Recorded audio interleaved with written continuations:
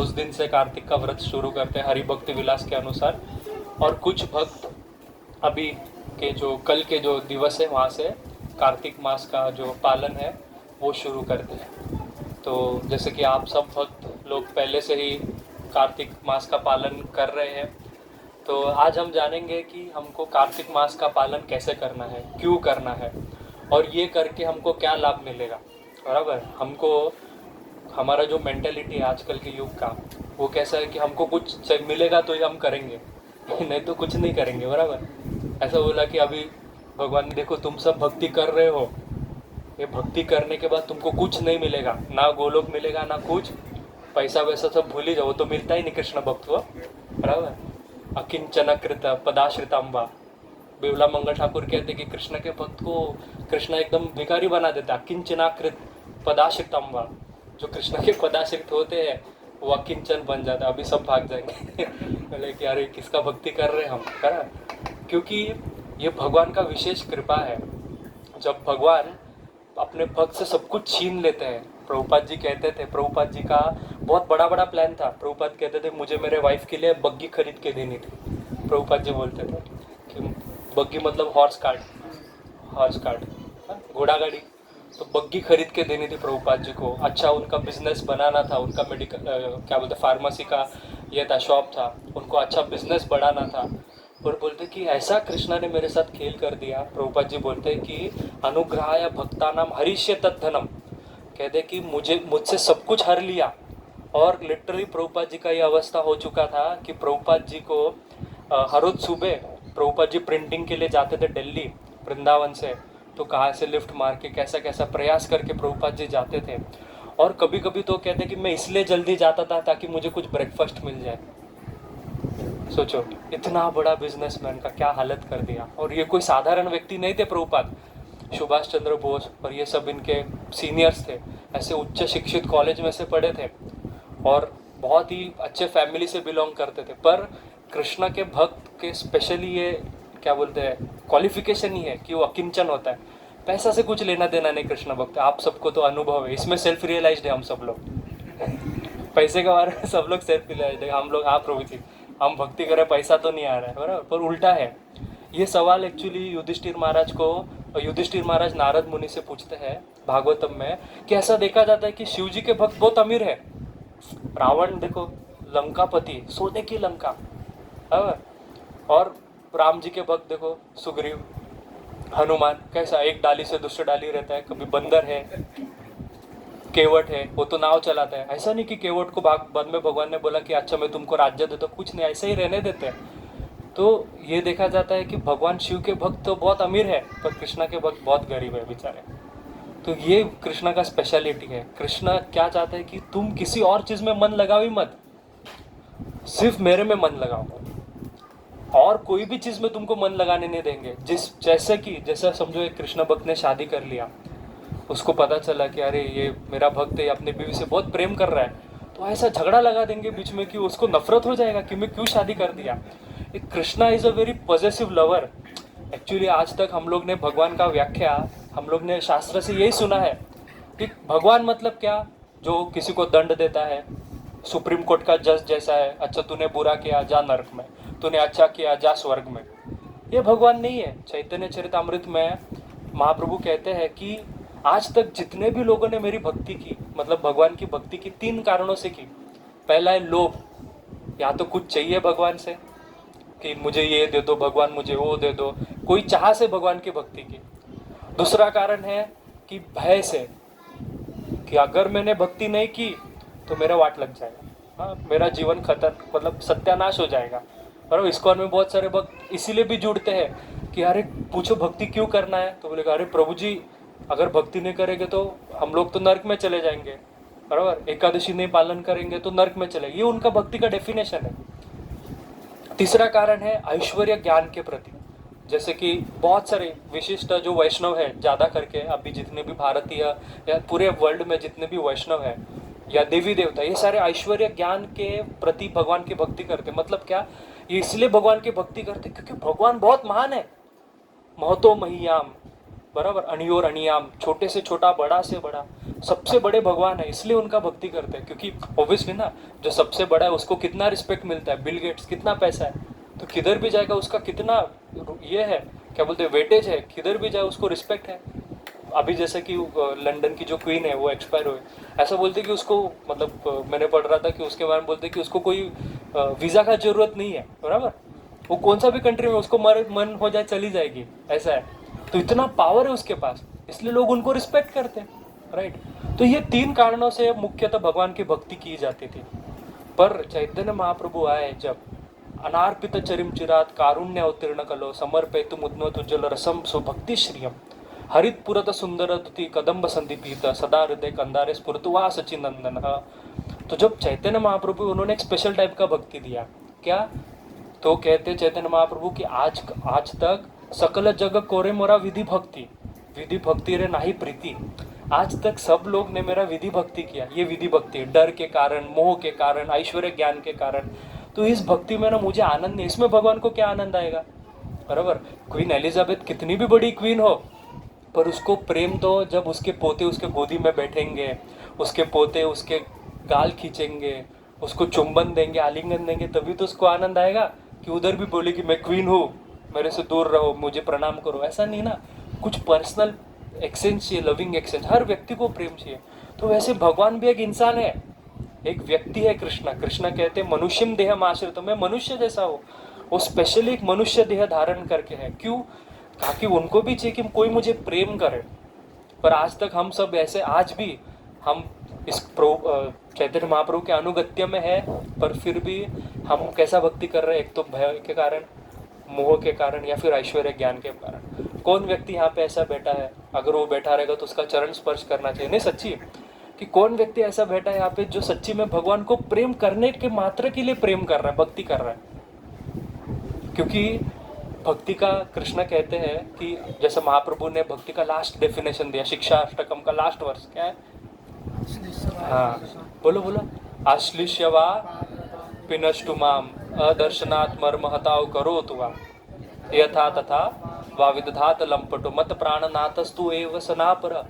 ये भक्ति का अंतिम स्तर है कि जहाँ पे महाप्रभु कहते हैं अश्लीषवा पात्रतम पिनष्टुमाम, हे भगवान मैं आपका भक्त हमेशा ही रहूंगा, चाहे आप मुझे दर्शन दे के मुझे तिरस्कृत कर दो, मुझे निकाल दो, आप दर्शन नहीं दे के, आप मुझे दूर कर दो अपने से, या फिर आप मुझे आलिंगन कर लो, तो भी मत प्राणनाथस्तु सैव नापरः, फिर भी आप मेरे प्राणनाथ रहोगे। ऐसा हम बोल पाएंगे क्या?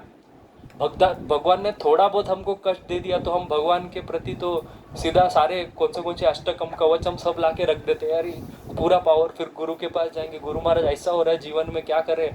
तो गुरु महाराज बोलेंगे ये मंत्र जप करो, ये करो, तो तुम्हारा थोड़ा सा शांत हो जाएगा। तो हम तो चाहते ही नहीं दुख आए, बराबर। तो भगवान का मर्जी, भगवान कैसे भी हमको यूज करे, हम तो उनके हाथ में क्या है, निमित्त मात्र भव सव्यसाची, कठपुतली है भगवान के हाथ में। तो भगवान कैसे भी नचाए, यही तो प्रेम का लक्षण है कि भगवान जैसा चाहे वैसे हमको नचाए। हमारा स्तर है क्या? नहीं है। तो ये स्तर हमको प्राप्त करना है कि नहीं करना है? अगर नहीं करना है तो हम चले जाते हैं, आज क्लास बंद कर देते हैं। पर अगर करना है तो हमको क्लास सुनना जरूरी है। आज का कार्तिक महात्म्य, तो जैसे पिछली बार मैंने कार्तिक के ऊपर चर्चा की थी थोड़ा बहुत, तो उसमें महात्म्य के वर्णन किया था, तो वो आप पिछला रिकॉर्डिंग में सुन सकते हैं, तो उसमें वापस हम चर्चा नहीं करेंगे। तो वही कार्तिक मास का महिमा यही है कि अगर एकदम छोटे सादे शब्द में कहे तो ये मास सबसे उत्तम मास है। द्वादश मासेषु कार्तिकेषु कृष्ण वल्लभ। ये 12 जो महीने हैं इसमें से ये कार्तिक मास कृष्ण का अत्यंत प्रिय है। भगवत गीता में कृष्ण कहता है मासा नाम मार्गशीर्षो हम, मैं मार्गशीर्ष मास हूँ। क्यों मार्गशीर्ष मास क्यों बोलते कृष्ण में मार्गशीर्ष मास हो? क्योंकि इस मास में भगवान ने भगवत गीता बोली थी, तो इसलिए ये मास को कहते कि ये सारे 12, अगला मास मार्गशीर्ष है। तो खुद को कहते कि मैं मार्गशीर्ष मास हूँ, पर कहते जब प्रिय की बात आती है तो सबसे प्रिय मुझे कार्तिक है। क्यों? पिछली बार मैंने, हाँ, क्योंकि कार्तिक राधा रानी का मास है। कार्तिक मास ये कार्तिकी राधा रानी के नाम से कार्तिक मास बना है, तो ये राधा रानी का मास है। तो जैसा मैंने पिछली बार बोला कि कृष्ण को जो भी राधा रानी का चीज है वो सब प्रिय है। तो भगवान कहते हैं कि सर्व गोपेशु तो वर्स कुठे राधाकुंडचा, यथा राधा प्रिय विष्णु तस्ते कुंडम प्रिय तथा सर्व गोपेशु सेविका विष्णु अत्यंत वल्लभा, कि जैसे भगवान विष्णु को राधा रानी प्रिय वैसे उसका कुंड भी प्रिय है। अभी वास्तव में राधा कुंड है क्या? अगर लौकिक भाषा में बताने जाए तो राधा कुंड राधा रानी का स्नान करने का जगह है, एक तालाब है, एक छोटा सा लेक है जिसमें राधा रानी स्नान करती है। पर सोचो, कृष्ण राधा रानी से इतना प्रेम करते, कहते कि वो तुम्हारा स्नान करने का जगह भी वो मेरे लिए अत्यंत प्रिय है। और स्नान करने का जगह मतलब कि अपने आप को स्वच्छ करने का जगह है। अभी वो बात और है, राधा रानी का शरीर तो दिव्य है, चैतन्य है, पर ये हमको समझाने के लिए भगवान कह रहे कि देखो ये चीज भी राधा रानी का मुझे इतना प्रिय है। और सारे जितने भी गोपी है उन सारे गोपियों में से राधा रानी मेरे लिए अत्यंत प्रिय है, और इसलिए उससे जुड़ी हर चीज मुझे प्रिय है। बराबर। भगवान ने नीला रंग क्यों धारण किया है? क्योंकि राधा रानी को नीला रंग पसंद है। भगवान मोर मुकुट क्यों पहनते हैं? क्योंकि राधा रानी को पसंद है। जो चीज राधा रानी को पसंद है भगवान सब करेंगे, ये उनका प्रेम है। बराबर। और तो इसलिए हम देखेंगे कि ये कार्तिक मास भगवान के लिए इतना प्रिय है। तो इस मास में हम लोग, जैसा अभी हम लोग ने चर्चा की कि कैसा हम भगवान के प्रति वो प्रेम प्राप्त करें जो स्वाभाविक हो।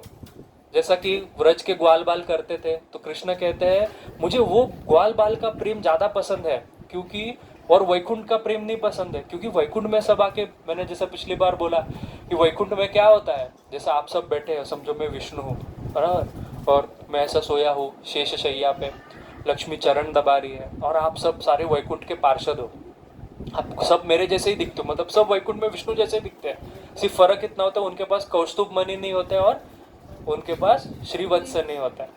बाकी सब देखो, अब जय विजय सब पार्षद भगवान जैसे दिखते हैं। तो वहां पे बैठ के क्या करते हैं? सब लोग यज्ञ करते हैं। सहस्र शीर्षा पुरुष सहस्राक्षा सहस्रपाद स भूमि विश्वतो वृत्वा अष्टतुष्ट दशांगुलम, ऐसा पुरुष सूक्त से भगवान की प्रार्थना ही चलती है, बस ये होता है। तो जब ये चीज होता है और भगवान के पास कोई नहीं जा सकता, तो भगवान सोचते कि अरे ये तो बहुत फॉर्मल हो गया, तो थोड़ा प्रेम चाहिए। तो भगवान कहते ये सब से ठीक है, अच्छा लगता है, ये भी एक प्रकार का भक्ति है, पर इससे ज्यादा जो मुझे प्रिय है वो क्या है? जब ग्वाल बाल कहते हैं कि अरे तुम्ही कौन बड़ा लोग, तुम्ही आमी सम, तू कौन सा बड़ा है रे, तो तू मेरे जैसा ही है, आजा घोड़ा बन जा। कृष्ण को घोड़ा बना रहा। जिस यही देख के ब्रह्मा जी हैरान हो गए थे। ब्रह्म विमोचन लीला जो हुआ था, तो भगवान के एक सखा थे मधुमंगल, मधुमंगल नाम के जो सखा थे, उनका काम है कि भगवान को हंसाना, मोटे से है, भगवान को हंसाते हैं, उनको भगवान को आनंद देने के, इसके लिए उनका सेवा विदूषक का सेवा, मतलब जोकर का सेवा बेसिकली। तो उन्होंने देखा कि सारे जब ग्वाल बाल और सब 13 कदम जब आप वृंदावन जाएंगे, आपने देखा 13 कदम में भगवान सारे ग्वाल बाल इकट्ठित बैठ के प्रसाद लेते हैं। सब लोग ने अपना अपना टिफिन खोला। तो मधुमंगल ने देखा आज मेरी माँ ने मुझे छाछ भेजा है, तो सोचा कि अरे छाछ तो एक ही गिलास है, अभी सबके साथ शेयर करने जाएगा तो मेरा पेट कैसे भरेगा। तो मधुमंगल ने फटाक से छाछ अपने मुंह में भर लिया। तो कृष्णा ने तुरंत देख लिया, अरे कैसा तू है चीटर, तू छाछ पी रहे अकेले अकेले, हम तो शेयर करते ना सब लोग। तो मधुमंगल के मुंह में छाछ बस था ही, कृष्णा जाके मुंह को ऐसा मार देते हैं और उसके मुंह से छाछ कृष्णा अपने मुंह में ले लेते, झूठा, डायरेक्ट मुंह से। सोचो आप कभी करोगे क्या आपके दोस्त के साथ? तो अभी रिसेंटली एक वीडियो देख रहा था मैं, तो उसमें वो भाई बहन झगड़ा कर रहे थे, तो चिप्स का पैकेट के ऊपर से, तो बहन क्या करती है, देखा वीडियो, तो बहन करती है एक ही लास्ट का चिप्स बचा रहता है, तो भाई बोलते मुझे, तो वो लेके चाट देती है उसको और लेती ले खा, तो थोड़ी खाएगा। तो ऐसा कोई नहीं खाएगा किसी का झूठा, बराबर। पर भगवान इतना ऐसा क्रॉस चीज कर रहे हैं। और ये ऊपर ब्रह्मा जी देखते बोलते अरे मैं तो कृष्ण का दर्शन करने आया था जो अनंत लोक के स्वामी है, और ये तो कुछ अलग ही कर रहे हैं। जो कृष्ण यज्ञ के अलावा कभी कुछ ग्रहण नहीं करते, यज्ञ से हम भगवान को क्यों देते हैं, इदम विष्णवे इदम न ममः क्यों बोल के देते हैं? क्योंकि यज्ञ ये भगवान की जीवा है। जो यज्ञ से जो अग्नि निकलती है वो वास्तव में विष्णु की जीवा बोली गई है। यज्ञ वही विष्णु, साक्षात यज्ञ विष्णु ही है। तो यज्ञ से ही भगवान सब ग्रहण करेंगे, इसलिए यज्ञ से देना पड़ता है, तो यज्ञ से भगवान के पास पहुंचता है। तो ऐसा जो चीज ग्रहण करते भगवान अत्यंत शुद्ध, अग्नि में क्यों दिया जाता है, पानी में क्यों नहीं? क्योंकि अग्नि सब चीज को पवित्र कर देता है। और आप मल डाल दो उसमें या आप उसमें फल डाल दो, सब एक ही समान है अग्नि के लिए ना। तो इसलिए यज्ञ से भगवान सब ग्रहण करते हैं, उसमें इम्प्योरिटी का नाम कोई बचता ही नहीं। तो ऐसे भगवान ब्रह्मा जी देखते किसी का झूठा वो भी मुंह में पच करके मार के पी रहे हैं, तो उनको शौक हो जाता है, ये सच्ची में ये वही कृष्णा है जिससे मैंने प्रार्थना की थी कि तुम आके ये पृथ्वी को बचाओ और ये सब कार्य करो, ये वही है क्या कि कोई आसुर कृष्ण बन के बैठा है इनके बीच में। तो ये डाउट ब्रह्मा जी के मन में आ गया और ये ब्रह्म विमोहन लीला हो गई। तो सबको ये अटपटा लगता है कि यार ये बच्चा ऐसा हरकतें क्यों करता है, ये कृष्णा ऐसा अजीब अजीब हरकतें करते हैं, तो वो सब बहुत डाउटफुल है। पर कृष्ण सोचते कि मैं ऐसा ही हूँ। आपने कृष्ण को एक डायमीटर में बांध के रखा है कि आप भगवान हो तो आप ऐसे ही बनो। कृष्ण बोलता है अरे भाई मैं भगवान हूँ तो मेरा कोई पसंद है कि नहीं, मुझे भी तो अच्छा लगता है आइसक्रीम खाना। इसलिए अभी तो भक्ति पुरुषोत्तम महाराज कहते थे कि जगन्नाथपुरी में जगन्नाथ के पंडा बहुत गुस्सा होते हैं हमसे, इस्कॉन वालों से, ये क्या इस्कॉन ने सब खराब कर दिया ये सब चीज़। भगवान को पिज्ज़ा लगाते हैं, पास्ता लगाते हैं, बर्गर लगाते हैं, चॉकलेट लगाते हैं, क्या क्या लगाते हैं, अभी तो कॉफ़ी भी आता है ना। तो सब कुछ जो जो चीज़ आप बोलो सब भगवान खाते पीते हैं। तो भक्ति पुरुषोत्तम महाराज बहुत सुंदर बात बोले कि वो जगन्नाथ को पूरी में आप खिलाते नहीं तो इस्कॉन में आके खाते हैं, बराबर ना। भगवान सब चीज के भोगी है, भोक्ताराम यज्ञ तपस्याम सर्वलोकम महेश्वरम। भगवान सब चीज के भोग करना चाहते, क्यों नहीं करेगा। अरे तुम खाओगे भगवान नहीं खाएंगे। तुम एक पत्नी से शादी करो, भगवान बोलेगा तुम एक कर रहे मैं 16,000 करेगा।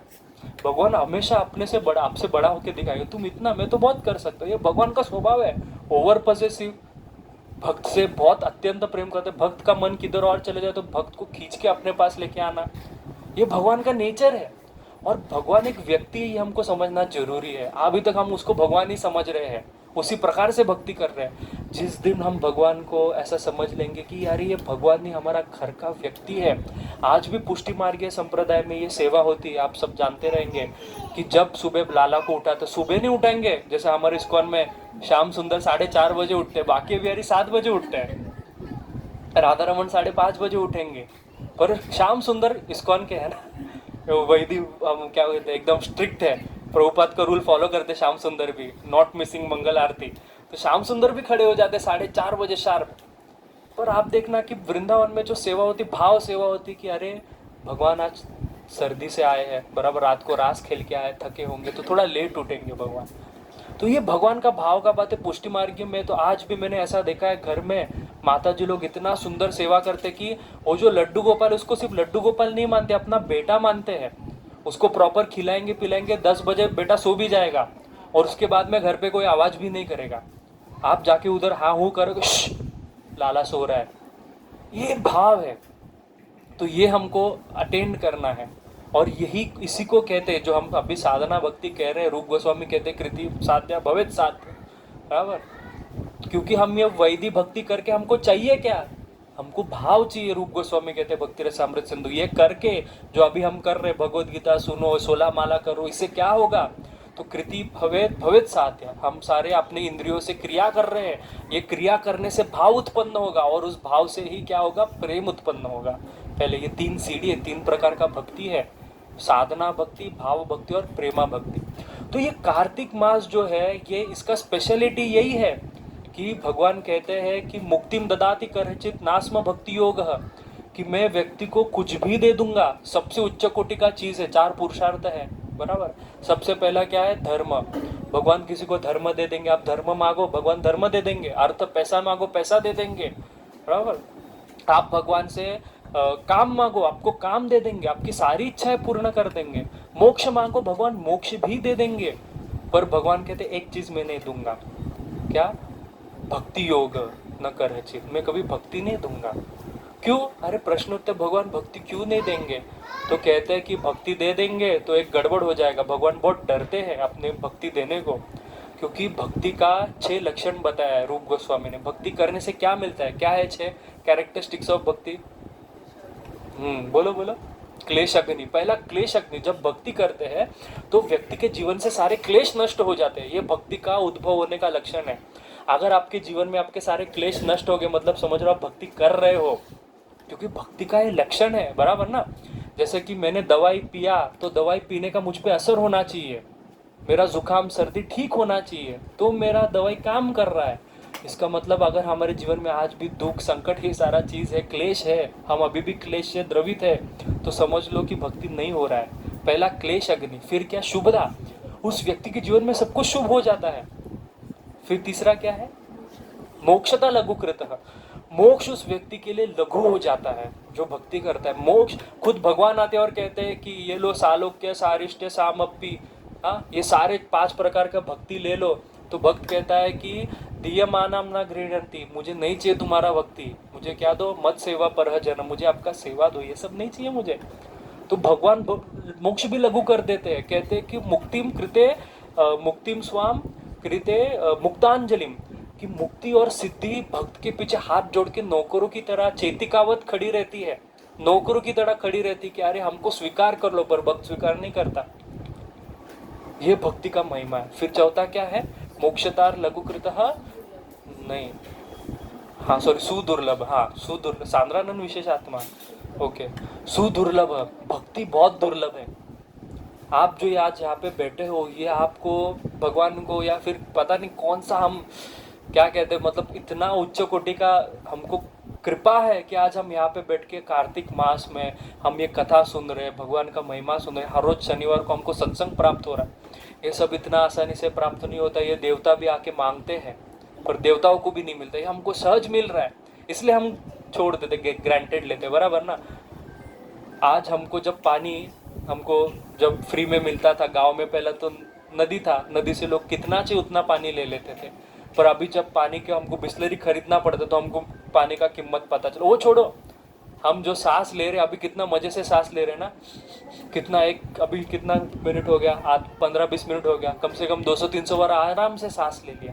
पर इसी सांस की कीमत हमको कोरोना काल में पता चली थी, जब ऑक्सीजन सिलेंडर खरीदने पड़ रहे थे, है ना। भगवान ये सब इतना सुलभ दे दिया है ना, इसलिए कोई टेंशन नहीं लगता, इसलिए लगता है अरे ये तो मेरा बाप का माल है, ऐसा लगता है हमको। पर हम कभी कृष्ण के प्रति ग्रेटिट्यूड नहीं दिखाते, अरे भगवान आप कितना दे रहे हो। म्यूनसिपलिटी हमको थोड़ा सा लाइट देता है, उसमें भी 10 बार जाते हैं वसी विरार में ना, उसमें भी हमको उनको पूरा पैसा देना पड़ता है। कभी सूरज का पैसा लिया है भगवान ने, सूरज इतना रोशनी देता है, भगवान बराबर बारिश गिराते हैं, रात को चंद्रमा उदित होता है। कभी भगवान ने टैक्स मांगा है, पैसा मांगा है कि इसका अरे टैक्स भरना पड़े तो खत्म, ये टैक्स भी कम लगेगा अपने को, लगा ये भरे तो अच्छा है, भगवान का टैक्स तो महंगा पड़ेगा, समझ रहे हो। तो ये हमने ग्रांटेड ले लिया है कृष्णा को, ये चलेगा, ये तो मेरा ही है, मैं हक बनता है, ऐसा हम सोचते हैं। ये सबसे गलत बात है।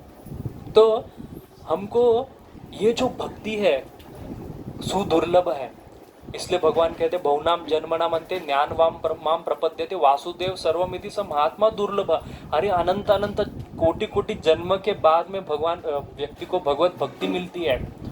ब्रह्मांड भ्रमिते कौन भाग्यवान जीव, गुरु कृष्ण प्रसाद से पाए भक्ति लता बीज। एक गुरु और कृष्ण का प्रसाद से मिला है तुमको भक्ति लता बीज, ये बहुत दुर्लभ चीज़ है, इसको ऐसा व्यर्थ मत जाने दो।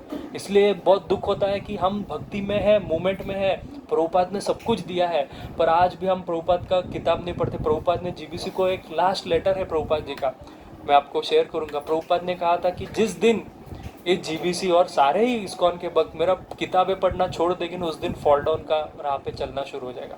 और यही हुआ, बड़े बड़े से जीबीसी, बड़े बड़े सन्यासी, बड़े बड़े भक्तों का पतन हुआ है, बस प्रभुपाद का किताब ना पढ़ने से। तो प्रभुपाद ने सब कुछ दिया है, बस हमको इच्छा चाहिए कि मुझे डेवलप होना है कि नहीं, मुझे आगे जाना है कि नहीं। ये कार्तिक मास में हमको सीखना है, ठीक है। सुदुर्लभ। फिर सांद्रानंद विशेष आत्मा, भगवान की भक्ति से इतना आनंद मिलता है कि आप सोच भी नहीं सकते हैं। कहते हैं कि इस दुनिया में जितना सुख है उससे 100 गुना सुख है इंद्र का, सॉरी गंधर्वों का, जो इंद्रलोक में गंधर्व रहते हैं। 100 गुना ज्यादा सुख है इंद्र का, गंधर्वों से 100 गुना सुख है इंद्र का। उससे 100 गुना ज्यादा सुख है पितरुओं का, पितृ का सुख इंद्र से ज्यादा है, पितृलोक में रहने वाले पितरुओं का। उससे 100 गुना ज्यादा सुख है ब्रह्मा जी का, उससे 100 गुना ज्यादा सुख है शिव जी का, और उससे 100 गुना ज्यादा सुख है ब्रह्मानंद, मतलब भगवान के भक्ति में स्थित होने का। पर भक्ति कहती है, रूप गोस्वामी कहते हैं, ये जो ब्रह्मानंद है, ये गाय के बछड़े के जो पैर के छापे में जो पानी है, वो भी सुख भक्ति के सुख के सामने कुछ नहीं है। इतना इतना छोटा है ये सुख, सोचो भक्ति का सुख क्या होगा। तो वो ब्रह्मानंद से भी ऊपर एक बड़ा सुख है, वो है सेवा सुख, सेवानंद। ब्रह्मानंद से भी बड़ा है सेवानंद। इसलिए हम चाहते कि भगवान मुक्ति मत दो, मुक्ति देके क्या करेंगे, बैठे रहेंगे, बस बैठे रहेंगे। तो मुक्ति मत दो, हमको सेवा दो, हमको आपका सेवा दो। इसलिए हनुमान जी ने हमको कहा, जब राम जी ने बोला चलो सब जाएंगे अभी अयोध्या, अपना मिशन कंप्लीट हो गया, रावण मर गया है, लेट्स गो बैक, तो तभी सब लोग खुश हो गए, चलो बाबा इधर का काम खत्म हो गया, अभी जाते हैं, मस्त अयोध्या में रहेंगे, थोड़ा वहाँ पे सेवक सबसे मजा आ जाएगा। तो हनुमान जी ने पूछा कि अरे अयोध्या जाके ऊपर साकेत धाम में करेंगे क्या? तो कहा राम जी ने कुछ नहीं, बस मस्त बैठेंगे, आनंद लेंगे, मजे करेंगे, और क्या। तो भगवान ने बोला, हनुमान जी ने बोला कि ऐसा नहीं चाहिए मुझे, ये सब नहीं चाहिए, कथा होगा, कीर्तन होगा। नहीं, कथा कीर्तन तो उधर होता नहीं, क्योंकि सब लोग तो मुक्ति प्राप्त कर ले, सब अपना अपना टाइम में बिजी है, मैं अपना सीता मैया के साथ बिजी हूँ, सब भक्त अपना अपना मकान में बिजी है। तो बोले फिर मुझे नहीं आना है। कहते हैं कि यत्र यत्र रघुनाथ कीर्तनस तत्र तत्र कृते मस्तकांजलिम बाष्प बारी परिपूर्ण लोचनम नमस्ते मारुतिम राक्षसांतकम। कहते कि जहाँ जहाँ रघुनाथ का कीर्तन होगा, जहाँ जहाँ रघुनाथ का कीर्तन होगा, जहाँ जहाँ रघुनाथ का कथा होगा, वहाँ पे मैं सबसे पहला हाजिर हो जाऊंगा। और क्या, कैसा कथा सुनूंगा? बाष्प बारी परिपूर्ण लोचन, आंख में आंसू भर के भगवान का कथा सुनूंगा। ऐसा शास्त्र में एक श्लोक है, वो श्लोक में मैंने सुना था पर भूल गया। वो श्लोक कहता है कि कथा में रोना ज़्यादा होना चाहिए और हंसना कम होना चाहिए। पर आजकल का कथा उल्टा हो गया, आज कॉमेडी शो ज़्यादा होता है, कपिल शर्मा शो ही लगता है आजकल का कथा ना। और रोना तो नामो निशानी नहीं, कौन रोता है? डोंगरे महाराज करके एक बहुत बड़े संत होके गए, वो कहते हैं वो व्यक्ति वैष्णव है जो दिन में एक बार कृष्ण के लिए रोता है। अभी खत्म, हम कहाँ से वैष्णव है? हम तो एक बार, मैं तो लाइफ में एक बार भी नहीं रोया हूँ, दिन में छोड़ो। और आप सब रोए रहोगे, मैं एक भी बार नहीं रोया हूँ कृष्ण के लिए। तो क्या हमारा जीवन है? हम कहा कि वैष्णव है, और कितना अभिमान से लोगों को कहते हैं हम वैष्णव है, हम अच्युत गोत्र वाले हैं। अरे क्या अच्युत गोत्र, क्या वैष्णव है? तो ये सारा इतना कठिन जो भक्ति है, जो लास्ट का बात है भक्ति का कैरेक्टरिस्टिक्स, जो भक्ति का फल है, वो है श्री कृष्णा आकर्षणी च, भक्ति कृष्णा को भी आकर्षित करती है, और ये सबसे दुर्लभ चीज है। तो इसलिए भगवान कहते हैं मैं आपको मुक्ति दे दूंगा, पैसा दे दूंगा, जो चाहिए मुझसे लेके जाओ। तो जब व्यक्ति कृष्ण के पास, जैसे राजा के पास कोई व्यक्ति आके बोलेगा कि राजा मुझे थोड़ा सा जमीन दे दो, राजा दे देगा। राजा को बोलेगा कि अरे तुम मुझे, राजा को व्यक्ति बोलेगा मुझे एक मकान चाहिए, मकान दे देगा, आपका सोने का हाथ दे देगा। राजा को बोले तुम्हारी रानी चाहिए, तो राजा का आग बड़ा हो जाएगा, बोलेगा काट दो इसको। वैसे भगवान का आग बड़ा हो जाता है, भक्ति मांग लिया, साक्षात राधा रानी को मांग लिया इसने। भक्ति देवी कौन है? साक्षात आह्लादनी शक्ति भगवान की राधा रानी। तो भक्ति मांगते तो भगवान को टेंशन आ जाता है, अरे बाप रे ये भक्ति मांग रहा है, मतलब कल क्या होगा। तो भक्ति से भगवान कंट्रोल में आते हैं, भक्ति कैन कंट्रोल कृष्णा। आज तक कोई भी व्यक्ति कृष्णा को कंट्रोल नहीं कर पाया, पर आप भी जो हम दामोदर मास, ये मास इतना महिमामय क्यों है? क्योंकि ये मास देख के सारे देवी देवता, शिव जी, ब्रह्मा जी कहते भागवतम में कि सब आके खड़े हो गए ये आश्चर्यचकित दृश्य देखने को। ये जो अभी किधर था दामोदर जी गए, अच्छा अंदर गए दामोदर, तो रेंदो ठीक है। तो आपने सबने देखा रहेगा दामोदर जी को यशोदा दी ने बंधित बांध दिया। आज तक कहते हैं कि साक्षात भीभयते भयम, वायु तपति मद भयात, सूर्य तपति मद भयात, कि सूर्य मेरी भय से जलता है, वायु मेरे भय से चलती है, कृष्ण कहते हैं भागवतम में। और ये जिनसे सब डर रहे हैं वो यशोदा माँ से डर रहा है, एक ग्वालन से डर रहा है, और उनसे बंध भी जा रहा है। जिनको बांधने को ऐसा कहते हैं कि कोटि कोटि जन्म, युगों तक जन्म भी नहीं, युगों तक योगी जन तपस्या करते हैं, और कहीं पे उनको भगवान के एक नख का, एक कहते हैं कि ऊर्जा का, उनका नख का ऊर्जा का दर्शन होता है। और जो योगी का भी दर्शन है, जीव गोस्वामी कहते हैं, वो भी संपूर्ण दर्शन नहीं है।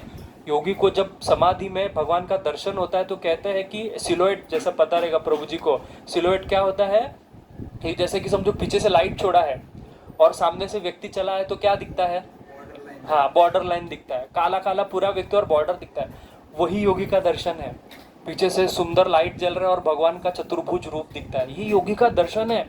सोचो भगवान योगी को भी संपूर्णता दर्शन नहीं देते हैं, जीव गोस्वामी कहते हैं। तो इतना भगवान अपने आप को प्रिजर्व्ड रखते हैं, बहुत संकोचित रखते हैं कि नहीं भाई मैं किसी को अपने आप को दूंगा नहीं। कौन आपको पसंद आएगा क्या किसी को कंट्रोल, आपको कोई कंट्रोल करे? प्रभु जियों का बात अलग है, माता जी कंट्रोल करते हैं, बराबर। हाँ प्रभु जी, उनको तो आदत हो गया। प्रभु जी बोलेगा अरे ये हमको तो आदत है प्रभु जी, दूसरा कुछ बोलो। माता जी को पूछना पड़ेगा आपको अच्छा लगेगा कोई आपको कंट्रोल करे? तो नहीं अच्छा लगेगा ना, किसी को भी पसंद नहीं कंट्रोल में होना।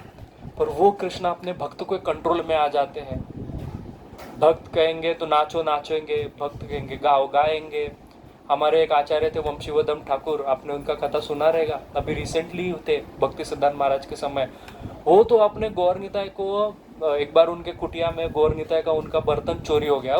बाबा जी थे तो क्या कुटिया को दरवाजा लगा, क्या था कुटिया में? छोटा छोटा बर्तन गौर निताय का, उनके गौर निताय तो छोटे बर्तन तो भी टूटे फूटे, उसमें गौर निताय को भोग लगाते थे। वो बर्तन कोई आके चुरा के लेके गया, वो भी बर्तन चुरा के लेके गया। तो ये भिक्षा मांग के वापिस आया और देखा कि अरे बर्तन किधर है गौर निताय को, तो ढूंढने लगे, मिला नहीं। तो फिर आके निताय और गौर सुंदर के सामने बैठ गए, कहने लगे तुम यहाँ पे क्या कर रहे थे बैठ के? ये तुम्हारा घर है, तुमको नहीं समझते? कोई आके चोरी करके गया, कहीं कुछ भी करके लेके जाएगा, तुम कुछ करोगे नहीं? तो कहा कि अभी तुमको खाना नहीं मिलेगा जब तक बर्तन नहीं आएगा। तो ऐसे ही बैठ गए बाबा जी जब करते करते गुस्से में कि नहीं मिलेगा, और जब करते बैठ गए। तो थोड़ा देर बाद एक व्यक्ति आके निताई का बर्तन देख गया। तो निताई का जब बर्तन आया तो बाबा जी खाना बनाने लगे और निताई को भोग लगा दिए। तो गौर सोचने लगा अरे मेरा खाना, तो निताई का बर्तन आया, तेरा किधर है, तेरा लेके आ। ऐसे अद्भुत महापुरुष। तो ये भक्त भगवान को कंट्रोल कर लेते, अपने हाथ का खिलौना बना दे। एक बार तो उनको पकड़ के उन्होंने रस्सी बांध के पानी में फेंक दिया गंगा में, क्योंकि एक बार वो ऐसे रास्ते से जा रहे थे, एक मच्छी वाली उनके पास आती है, नवदीप का कथा है, मच्छी वाली उनके पास आती है और मच्छी उनके सामने बोलते बाबा जी मच्छी खाओगे क्या, मजाक में। तो बाबा जी 2 मिनट ऐसा सोचते हैं कि अरे मैं मच्छी खा लूँ, ऐसा उनके हृदय में इच्छा हो जाती है। और इतना वो अपने आप से क्रोधित हो जी, इतना गंदा इच्छा मेरे में आया कैसे? तो गौरनीता को पकड़ के रस्सी से बांध के लकड़ी से मार मार के गंगा में फेंक दिया और नाव में बैठ गए। बोलते कि तुमने मेरे हृदय में ये इच्छा कैसे उत्पन्न होने दी, मैं तो तुम्हारा दास हूँ। और ये बहुत महान पुरुष थे, वंशीवर्धन का फोटो भी है, भक्ति विकास महाराज ने एक बुक लिखा है। तो भक्ति सिद्धांत महाराज ऐसा कहते थे कि जब वंशीवर्धन ठाकुर जिधर होंगे ना तो राधा रानी आसपास होगी, क्योंकि राधा रानी उनके साथ घूमती है, ऐसा भक्ति सिद्धांत महाराज कहते थे। आज भी वृंदावन में ऐसे ऐसे भक्त हैं, जब वो चलते हैं तो खुद भगवान उनकी सेवा के लिए आ जाते हैं। हमारे रघुनाथ दास गोस्वामी जी भजन करते थे तो उनका भजन में कोई बाधा ना आने के लिए भगवान खुद रक्षक बन के खड़े रह जाते थे। एक बार रघुनाथ दास गोस्वामी बैठे थे राधा कुंड के तट पर जप कर रहे थे। वृंदावन का तो गर्मी आप सबको पता है, जो गया है बराबर, बाहर पैर रखने का हिम्मत ही नहीं होगा, इतना गर्मी। और क्या तभी तपस्या करोगे? अरे तभी अभी तो हम बहुत तपस्या कर लेते, प्रभु जी हम तो बिना चप्पल के चलते हैं, कृष्ण तो यहाँ पे बिना चप्पल, हम क्या चप्पल पहनेंगे? पर उस गर्मी में चल के दिखाओ तो तुम सच्ची तपस्वी हो, है ना। तो उस वैसा तपस्वी ऐसा तपस्या में बैठे थे, जब कर रहे थे, पूरा पसीना आ रहा है। तो राधा रानी को दया आ गया कि अरे मेरा भक्त बैठ के तपस्या कर रहा है, जप कर रहा है। राधा रानी खुद आके उनके सिर पे चुनरी ओढ़ के खड़ी हो गई कि इनको धूप ना लगे। ये भक्त का महिमा है कि खुद भगवान उनकी सेवा में आ जाते हैं। तो ये भगवान भक्ति कभी किसी को नहीं देते हैं। पर ये कार्तिक मास, इसका महिमा ही ये है, कहते हैं पद्म पुराण में कि इतना ये जो दुर्लभ भक्ति है जो हरि को कंट्रोल करती है, ये भक्ति कार्तिक मास में आसानी से मिल जाएगी। जैसा कि दिवाली में अभी अमेजोन का सेल चल रहा है, वैसा ये कार्तिक मास ऑन सेल है और 50% ऑफ ने डायरेक्ट 100% ऑफ, 100% ऑफ है कि तुम जो चीज कार्तिक मास में बस थोड़ा सा नियम पालन कर लो, थोड़ा तपस्या कर लो और भगवत भक्ति आपके हृदय में प्रकट हो जाएगी, गारंटीड। ये कार्तिक का महिमा है। तो किसको कृष्णा को कंट्रोल करना है? तो कितना डर के हाथ उठा, अरे करना है, क्यों नहीं करना है, अपने ही तो है। यही इधर हम चुक जाते हैं। हमको भगवान के साथ संबंध जोड़ना है। हमने अभी तक देखो हम संबंध जोड़ने को कितना डर रहे हैं, कहीं मैं बोल दूं हाँ तो भगवान गुस्सा हो जाए। अरे कोई गुस्सा नहीं होते, भगवान तो चाहते, कहते हैं भगवान कहते कि वृंदावन की गोपियां, चैतन्य चरितामृत में भगवान कहते हैं आदि लीला में कि वृंदावन की गोपियों की जो गाली है वो मुझे इतनी सुंदर लगती है जितनी वेद की स्तुति नहीं लगती। सोचो भगवान किससे क्या कंपेयर कर रहे हैं। तो ये भगवान का प्रेम है। भगवान चाहते हैं अरे मेरे से प्रेम करो, पर हम ही है कि अरे नहीं बस इतना तक ठीक है भाई, सुबह आरती शाम को आरती, इतना नहीं, ये हमारे घर के व्यक्ति, हमारे घर के ठाकुर है, ऐसा प्रेम करना चाहिए, ऐसा लाड लड़ाना चाहिए उनको। यही सिखाने को तो हमको हमारे आचार्य आए हैं। आप जाके देखना राधा रमन मंदिर में, रामोदर मंदिर, रूप गोस्वामी के गोविंद जी मंदिर, जब गोविंद जी प्रकट हुए थे तो ऐसा इतिहास में वर्णन है कि रूप गोस्वामी ने सब छोड़ दिया था काम, ग्रंथ लिखना छोड़ दिया था, लीला स्थल का ढूंढना छोड़ दिया था, चैतन्य महाप्रभु का सारा आज्ञा छोड़ दिया था पालन करना। क्यों? क्योंकि गोविंद जी की सेवा ज्यादा महत्वपूर्ण है। फिर बाद में उनको थोड़ा सा ये हुआ, अरे मैं महाप्रभु का इच्छा ही तो पूरा नहीं कर रहा हूँ, तो उन्होंने जाके महाप्रभु को पत्र लिखा कि महाप्रभु यहाँ पे गोविंद जी का सेवा में इतना व्यस्त हूँ कि समय ही नहीं मिल रहा है, तो आप किसी को भेजो। तब महाप्रभु वहां से वक्रेश्वर पंडित को भेजते हैं। हाँ, क्या हुआ? अच्छा, कुछ गलत बोलेगा तो वक्रेश्वर पंडित को भेजते। वक्रेश्वर पंडित जब वहां पे आते हैं तो वो सेवा को स्वीकार करते, रघुनाथ भट्ट गोस्वामी सेवा को स्वीकार करते हैं, तब रूप गोस्वामी वापस ग्रंथ लिखने में अपना। तो इतना प्रेम हमको करना चाहिए हमारे घर में रखे हुए विग्रह से। ये जो विग्रह हमने घर पे रखे हैं, और ये मैंने पिछली बार बोला कि कार्तिक का मुख्य जो अंग है वो है हरि का अर्चन। कार्तिक में मुख्य हमको भगवान का पूजा ही करना है, इसलिए हम दामोदर में दीपदान आदि सारे कार्य करते हैं। तो यही उसका मुख्य लक्षण है। हम आज भी हमारे घर के ठाकुर को मूर्ति ही मानते। कौन मानते हैं? साक्षात ब्रजेंद्र नंदन, बराबर ना। आज भी हम उनको, आज भी हम जब भगवान को प्रसाद बनाते तो हमको क्या पसंद है वो बनता है, फिर सोचते भगवान खाएंगे, भगवान तो चला लेंगे। कभी पूछा कृष्णा को, अरे तुमको क्या पसंद है कृष्णा? कृष्णा तो खिचड़ी के अलावा कुछ खाते नहीं है, प्रॉब्लम हो जाएगा, है ना। कभी जाके देखो जगन्नाथपुरी का मंदिर में, जगन्नाथ क्या खाते हैं? कितना सादा खाना।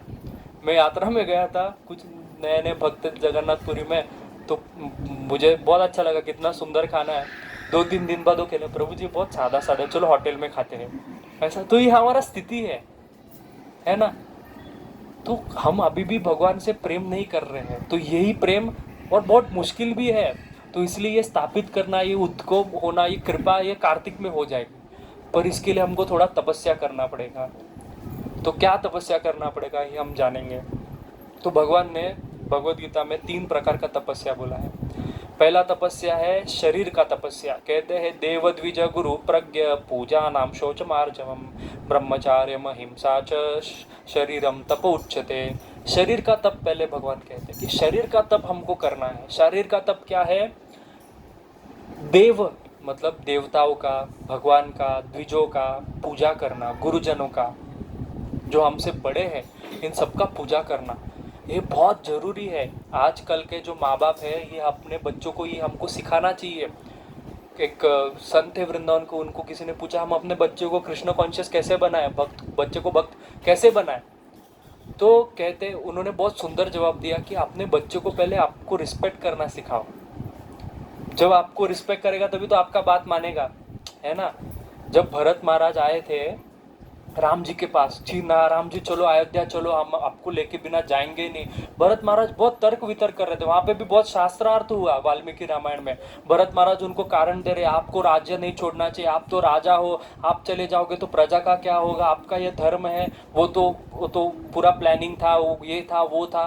तो राम जी ने सुन के लास्ट में एक ही चीज कही, देखो भरत तुम मुझसे प्रेम करते हो कि नहीं? तो भरत ने कहा हाँ जरूर, मैं आपसे बहुत प्रेम करता हूँ। तो राम जी कहते हैं कि if you love me then you have to listen to me. अगर तुम मुझसे प्रेम करते तो मेरी बात को सुनना पड़ेगा। तो ही रिस्पेक्ट है ना, तो ही प्रेम। बराबर, मैं आपको, प्रभु जी मैं आपसे बहुत प्रेम करता हूँ पर आपकी बात नहीं मानूंगा, तो कैसा प्रेम है? हाँ, इसको प्रेम नहीं बोलते। तो ये जब भरत महाराज ने सुना तो वो शांत हो गए और फिर वापस चले गए कि ठीक है आपके आज्ञा का पालन करूंगा, पादुका लेके जाते हैं। तो ये रिस्पेक्ट करना अपने बच्चों को सिखाना हमको शुरू से करना चाहिए। जब वो आप उनको ये सिखाओ कि हमारे पैर पड़ो, माता पिता के चरण, खुद राम जी कहते हैं शाम सब क्या वो दोहा, माता, सोचो राम जी पैर पड़ते तो उसको क्या जरूरत है राम जी को? तो ये राम जी हमको सिखा रहे हैं। हम लोग में से कितना लोग करते हैं? आज करते कोई नहीं करते, हम सिर्फ भगवान को करते हैं। भगवान ही बड़े हैं, तुम हमको कृष्ण कॉन्शियसनेस सिखाओगे? माँ बाप थोड़ा सा हम भक्ति में आ जाते हैं नए, बराबर, हम माँ बाप को तो हल्के में ले लेते हैं कि अरे ये क्या सिखाएगा मुझे, don't devote in your fight, ऐसा है ना। हम तो महान है, हम तो 16 माला करते हैं, मेरा माँ बाप तो अभी तक कांदा लहसुन भी नहीं छोड़े, चाय पीते, अरे तुम क्या, कौन सा, जाने दो, हमको सबको प्रणाम करना चाहिए, सबको सम्मान देना चाहिए, ये हमको शास्त्र सिखाता है, भले कोई भी व्यक्ति हो। सोचो राम जी अंत काल में अपने पत्नी के साथ इतना दूर व्यवहार करने के बाद भी रावण को लास्ट मोमेंट तक वो कहते कि तुम अभी भी मेरे शरण में आ जाओ, मैं तुम्हें क्षमा कर दूंगा। तो द्विज देव गुरु प्रज्ञा, जो बड़े लोग हैं द्विज, ब्राह्मण को प्रणाम करना चाहिए, देवों को, जितने भी डीडीज है। और हम बेसिकली इस्कॉन वाले, हम तो क्या बोलते बदनाम है देवी देवता का क्या बोलते हैं तिरस्कार करने में, अनादर करने में, डेमिगॉड्स, बराबर। ऐसा सब मत करो, वो डेमिगॉड है सब ठीक है, वो तुम्हारे भी गॉड है ये मत बोलो। तुम क्या गणपति से बड़े भक्त बन गए हो क्या? गणपति तो जाके धारोज कृष्णा का दर्शन ले सकते हैं, उन्होंने राधा रानी का चरण धोया है सिद्ध आश्रम में, आपने धोया है क्या? राधा रानी को देखा भी है क्या? हाँ, और तुम बड़ा बड़ा बात कर रहे हो। तो थोड़ा सा हमको समझना चाहिए हमारा औकात क्या है, हम क्या बात कर रहे हैं। अरे परम वैष्णव है तो बात अलग है, तभी देवता आपकी पूजा करेंगे, आपको बोलना भी नहीं पड़ेगा। पर हमारा स्थिति में सबको यही भगवान को पसंद है। हमारे आचार्य अभी द्वादशी को ना प्रभु जी, द्वादशी को 3 आचार्यों का तिरोभाव तिथि था। कृष्णदास कविराज गोस्वामी, रघुनाथ भट्ट गोस्वामी, रघुनाथ दास गोस्वामी, ये तीनों आचार्यों का जीवन चरित्र पढ़ना बहुत ही सुंदर है, आप कभी पढ़ना।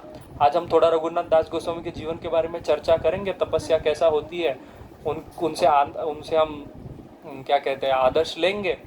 पर इन सभी आचार्यों का जीवन के बारे में सुनना चाहिए। रघुनाथ भट्ट गोस्वामी, ये इनका इतना भागवत में श्रद्धा था। भागवत जो ऐसा कहते हैं कि जिस व्यक्ति का भागवत में श्रद्धा है, श्रद्धायाम भागवतम शास्त्रे ना निंदते अन्यतः, जिसका भागवत में श्रद्धा है वो व्यक्ति कभी किसी का निंदा नहीं कर सकता। जो भगवान का भक्त है वो कभी किसी का निंदा नहीं करेगा। अरे हम तो सब फेल हो गए इसमें, हम तो बैठ के निंदा ही करते हैं ना, प्रभु जी वो प्रभु जी ऐसा है, वो माता जी ऐसा है ना, तो हम सब फेल हो गए। किधर हम भागवत में श्रद्धा है? तो ये श्रद्धा का पहला सोपान, पहला स्टेप ही है कि श्रद्धायाम भागवतम शास्त्रे ना निंदते अन्यथा, कि जिसको भागवतम में श्रद्धा है वो किसी की निंदा कर ही नहीं सकता। रघुनाथ भट्ट गोस्वामी के पास जब लोग आते थे और कहते थे कि रघुनाथ भट्ट गोस्वामी वृंदावन में वो बाबा जी है ना, वो ऐसा ऐसा पीछे चुप चुप के ऐसा करता है, वो चुप चुप के ना रात को सुबह नहीं उठता है, भजन नहीं करता है, मस्त बाहर जाके खाता है। तो रघुनाथ भट्ट गोस्वामी कहते थे अरे अरे मुझे ये सब मत बताओ, मैं तो यही देखता हूँ कि सब हरि के भक्त, सब हरि का भजन कर रहे हैं। हम करते हैं कि हम तो उसके साथ, अरे तुझे कुछ नहीं पता, मैं बताता हूँ वो बाबा जी क्या करता है। हम उसमें और थोड़ा सा घी मसाला डाल के और क्या बोलते यज्ञ शुरू कर देंगे। हाँ, तो ये हमारे आचार्य से रघुनाथ भट्ट गोस्वामी, रघुनाथ दास गोस्वामी जी हर रोज 1000 दंडवत करते थे और 2000 दंडवत व्रजवासियों को करते थे। 2000 दंडवत, बताओ। ऐसे ही थोड़ी उनके लिए भगवान आते हैं, हमको राधा रमन चाहिए, हमको दामोदर चाहिए, सब चाहिए, पर हमको तपस्या नहीं करना है, बराबर। तो ये है सबसे पहला तप। फिर शौचमम, सबसे इंपॉर्टेंट चीज है क्लेanलीनेस। कभी कभी भक्तों का घर इतना गंदा रहता है, ये बहुत खराब बात है। प्रभुपाद का एक स्टेटमेंट है, मुझे बहुत पसंद है। प्रभुपाद कहते हैं devotee should be revolutionary clean. क्या स्टेटमेंट, प्रभुपाद शब्द भी देखो, रेवोल्यूशनरी मतलब क्या, क्रांतिकारी क्लीनलीनेस चाहिए, क्रांतिकारी। भक्तों के घर में क्रांतिकारी शुद्धता होनी चाहिए, प्रभुपाद का स्टेटमेंट है। क्रांतिकारी मतलब सोचो क्या शुद्धता होनी चाहिए। प्रभु एक बार कमलोचन प्रभु बोल रहे थे, वो किसी गृहस्थ के घर में रुके थे, तो सुबह सुबह उन्होंने वो जब उठे तो देखा कि वो, हाँ क्या क्या बोला बाथरूम खराब था। नहीं बाथरूम नहीं खराब था। तो देखे कि वो गृहस्थ प्रभु जी सुबह उठ के जस्ट आए, तो गृहस्थ ब्रश करते करते, हरे कृष्णा प्रभु जी पूरा घर में घूम रहा है, किचन में घूम रहा है ब्रश करते करते। प्रभु जी शॉक हो गए, अरे जिसमें भगवान का रसोई बन रहा है उसमें तुम ब्रश करके जा रहे हो। ये सारा शौच का विधि है। हमको छोटा छोटा इस्कॉन में जब व्यक्ति आते तब हमको, मैं जब अभी क्लास लेता था, माता जी को पता है इधर पापड़ी में, मैं तभी ये सिखा, अर्चन पद्धति सिखा रहा था, भगवान का सेवा कैसा करना है, प्रभु जी को भी पता। मैं लिटरली उनको भक्तों को मुझे ये तक सिखाना पड़ रहा था कि तुमको वॉशरूम जाने के बाद तुमको नहाना चाहिए। सोचो, ये इतना छोटा छोटा बेसिक चीज हमको सिखाना पड़ रहा है। ये शौचम बहुत जरूरी है, क्योंकि राधा रानी का ये स्वभाव है। कहते हैं कि वैकुंठ में लक्ष्मी हमेशा झाड़ू मारती दिखाई, इसलिए झाड़ू को लक्ष्मी का स्वरूप बोलते हैं। झाड़ू का दान किसको नहीं देना चाहिए, झाड़ू को पैर लगाना नहीं चाहिए, क्योंकि लक्ष्मी को स्वच्छता बहुत पसंद है। आप देखना वैकुंठ में लक्ष्मी झाड़ू लगाती रहेंगी, उसको स्पॉटलेस क्लीनलीनेस पसंद है, एक दाग नहीं दिखेगा आपको वैकुंठ में। और राधा रानी का किचन कहते हैं कि हमारा घर का किचन हमको ऐसा मानना चाहिए कि this is Radha Rani's kitchen, तो इसमें क्या आएगा, क्या बनेगा, क्या होगा, क्या सब इसका विचार करना चाहिए। इतना शौच जरूरी है। और ये शौच पालन करने से होगा क्या, सदाचार स्मृति में मध्वाचार्य कहते हैं कि ये शौच पालन करने से ऑटोमेटिकली जब शरीर शुद्ध होता है तो आपका विचार भी शुद्ध होता है, इसलिए शारीरिक शुद्धता ज़्यादा जरूरी है। आप सोचो, आप किधर किधर से बाहर से घूम के आए हैं, पूरा पसीने में लथपथ है, और मैं बोलूँ बैठो प्रभु जी जप करो, होगा जब? पर वही स्वच्छ स्नान करो अच्छे से, बस लाइफ बॉय लक्स साबुन जिससे नहा के घसर घिस घिस के रगड़ के धो के नहा के बाहर आओ और बैठो, कितना सुंदर जप होगा, है ना? इतना तुरंत फर्क पड़ जाता है स्वच्छता से। हम कहते हैं कि फॉरेन में लोगों के पास इतना पैसा है, क्यों पैसा है? स्वच्छता की वजह से, क्लीनलीनेस की वजह। उनका घर जाके देखो, कितना भी छोटा रहेगा घर पर स्वच्छ रहेगा, वो बात अलग है चप्पल पहन के घूमते पागल लोग, पर ठीक है बोल रहा हूँ मैं, है ना? तो स्वच्छता इतना जरूरी है हमारे जीवन में, ये एक शारीरिक तपस्या है। फिर उसके बाद में है अर्जवम, व्यक्ति को सिंपल होना चाहिए, सिंप्लिसिटी। बहुत साधारण व्यक्ति को लाइफ जगना चाहिए, simple living high thinking. Prabhupada ji कहते थे, हम उल्टा हो गया, हाई लिविंग सिंपल थिंकिंग और नो थिंकिंग, ऐसा भी बोलना चलेगा। थिंकिंग ही नहीं बचा है व्यक्ति में, हमको बड़ा बड़ा चीज़ें दिखाना है, बराबर। मैं कभी कभी कुछ व्यक्ति को देखता हूँ, वो व्यक्ति इतना बड़ा अच्छा आलीशान गाड़ी है, इतना बड़ा बड़ा उसके पास वो ब्रांडेड कपड़ा पहना है, मुंह खोलता है तो गटर। ये परिस्थिति है आजकल का, तो ऐसा नहीं होना है, सिंपल। उल्टा इतना साधारण लगो, जैसे कि महाप्रभु रहते थे, जैसे महाप्रभु ऐसा बैठते थे, जैसे प्रभु जी हमेशा बैठते हैं, ऐसा दरवाजे के पास बैठते थे, इतना सिंपल। ये सिंप्लिसिटी देख के प्रकाशानंद सरस्वती, इतने बड़े मायावादी जो स्कॉलर थे, जो जिनके तभी के काल में 10,000 ना प्रभु जी, 10,000 शिष्य थे, तभी का समय में 10,000 शिष्य वाले सन्यासी महाप्रभु का ये सिंप्लिसिटी देख के, अरे चप्पल के पास बैठे महाप्रभु, पैर धोने के जगह के पास बैठे हैं। सोचो महाप्रभु साक्षात गौरांग कौन है, हरि, वो बैठे हैं। ये देख के उनका हृदय परिवर्तित हो गया। प्रभुपाद का सिंप्लिसिटी देख, प्रभुपाद ने जाके कोई फिलोसॉफी बोला ही नहीं है, प्रभुपाद ने जाके कोई बड़ा बड़ा व्याख्यान किया ही नहीं है आज तक। आप देखना प्रभुपाद क्या करते थे, गुलाब जाम खिलाते थे, कीर्तन करते थे। ये सिंप्लिसिटी देख के, स्वच्छता देख के व्यक्ति आकर्षित होता है। भक्त को व्यक्ति क्यों पसंद करता है? आप सोचोगे मुझे किसी को प्रचार करना है, तो प्रचार में हमेशा कहता हूँ, प्रचार आचार से होता है, प्रचार आपके मुख से नहीं होता। आप कितना भी बोलो उसको कुछ नहीं समझेगा बराबर। पर आप सिर्फ एक छोटा छोटा चीज उसके सामने प्रस्तुत करो अपने आचरण से, वो देख के सीख जाएगा, कुछ बोलने का जरूरत भी नहीं पड़ेगा। मैं खुद देखा, मेरे जो शिक्षा गुरु थे पार्थरी प्रभु, उन्होंने कभी कुछ नहीं मुझे सिखाया, वो सिर्फ वो जैसा करते तो मैं देखता तो मुझे अच्छा लगता था। मैंने ये सारे चीज उनसे सीखा था कि हमको वॉशरूम से जाने के, हमको भी किधर पता था नहाना चाहिए, बराबर। हमको भी नहीं ये सब सिखाया, हमारे मम्मी डैडी हमको नहीं सिखाया, मम्मी डैडी को उनके मम्मी डैडी ने नहीं सिखाया, बराबर। ये सब सोच भी इतना भी हमको, आ जाओ कौन है? प्रभु जी को गरबा का प्राइज मिला प्रभु जी पार्टी देंगे सबको। हरे कृष्णा कृष्णा कृष्णा हरे हरे, हरे राम राम राम हरे हरे। तो मैं कह रहा था कि क्या, हाँ, तो देख के सीखा। मैं जब देखा कि अरे वो कैसे है, वॉशरूम से जाके आएंगे तो स्नान करेंगे, ये देख के, उन कभी मुझे बोला नहीं, ये देख के मैं सीख गया। मैं उनके साथ हमेशा रहते थे। प्रभु जी, अब राधिका, प्रभु जी को पूछो कितना बार प्रभु जी राधिका कन्हैया प्रभु ऐसा बैठ के उनको लेक्चर दिया है, डू दिस डू दैट, कभी नहीं। You will see and learn, यही शिक्षा है, यही पद्धति है। तो पहला अगर आपको किसको भक्त बनाना है, लोग आके कहते हैं प्रभु जी मेरे घर वालों को भक्त कैसे बनाओ, अरे तुम पहले भक्त बनो, अपने आप घर वाले बन जाएंगे। कोई बात, एक फिलोसॉफी का एक शब्द मत बोलना, बस देख के लोग भक्त बन जाएंगे। भक्त पसंद क्यों आते हैं? इसी कारण पसंद आते हैं कि अरे साधे, कितना सिंपल है, इतना बड़ा व्यक्ति इतना साधारण रहता है। यही बात लोगों को जचती है, यही पसंद आती है, और कृष्ण को भी ये बात पसंद आती है। अरे क्या भक्त है, बराबर। आर्जवम, फिर ब्रह्मचर्यम, कार्तिक मास में हमको ब्रह्मचर्य का पालन करना चाहिए। अहिंसा, हमको किसी के प्रति हिंसा नहीं करना है। अभी अहिंसा प्रभु जी हम तो नहीं करते अहिंसा। अहिंसा मतलब किसी को भी बुरा बोलना, किसी से भी झगड़ा करना, किसी के भी हृदय को दिखाने दुख देने को भी अहिंसा बोला गया है। इसको भी अहिंसा बोला है। अगर आप जाके किसी को दुख दे रहे हो तो आप अहिंसा कर रहे हो। यह अहिंसा का डेफिनेशन है। इसको भगवान कहते हैं ये शारीरिक तप है। फिर उसके बाद भगवान कहते हैं कि आपको वाचिक तप मतलब बोलने का तप पालन करना है। व्हाट इज बोलने का तप, वाचिक तप? तो है अनुद्वेग करम वाक्यम सत्यम प्रिय हितम चयत स्वाध्याय अभ्यासान अभ्यशरम चैव वाङ्मयम तप उच्यते। तो भगवान कहते हैं कि अनुद्वेग कर्म वाक्यम, कभी भी ऐसे बातें मत बोलो जो दूसरे को हर्ट हो।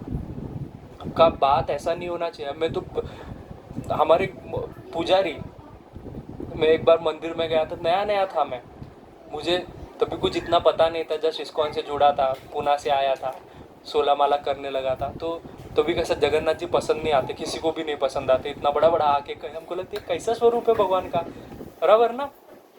तो तभी नया नया होता है, क्योंकि प्रीति कैसा बढ़ते, जब जानेंगे तभी बढ़ेंगे। तो नया नया था, तभी हमको तो तभी कृष्ण का मूर्ति को ही हमको आकर्षण होता था।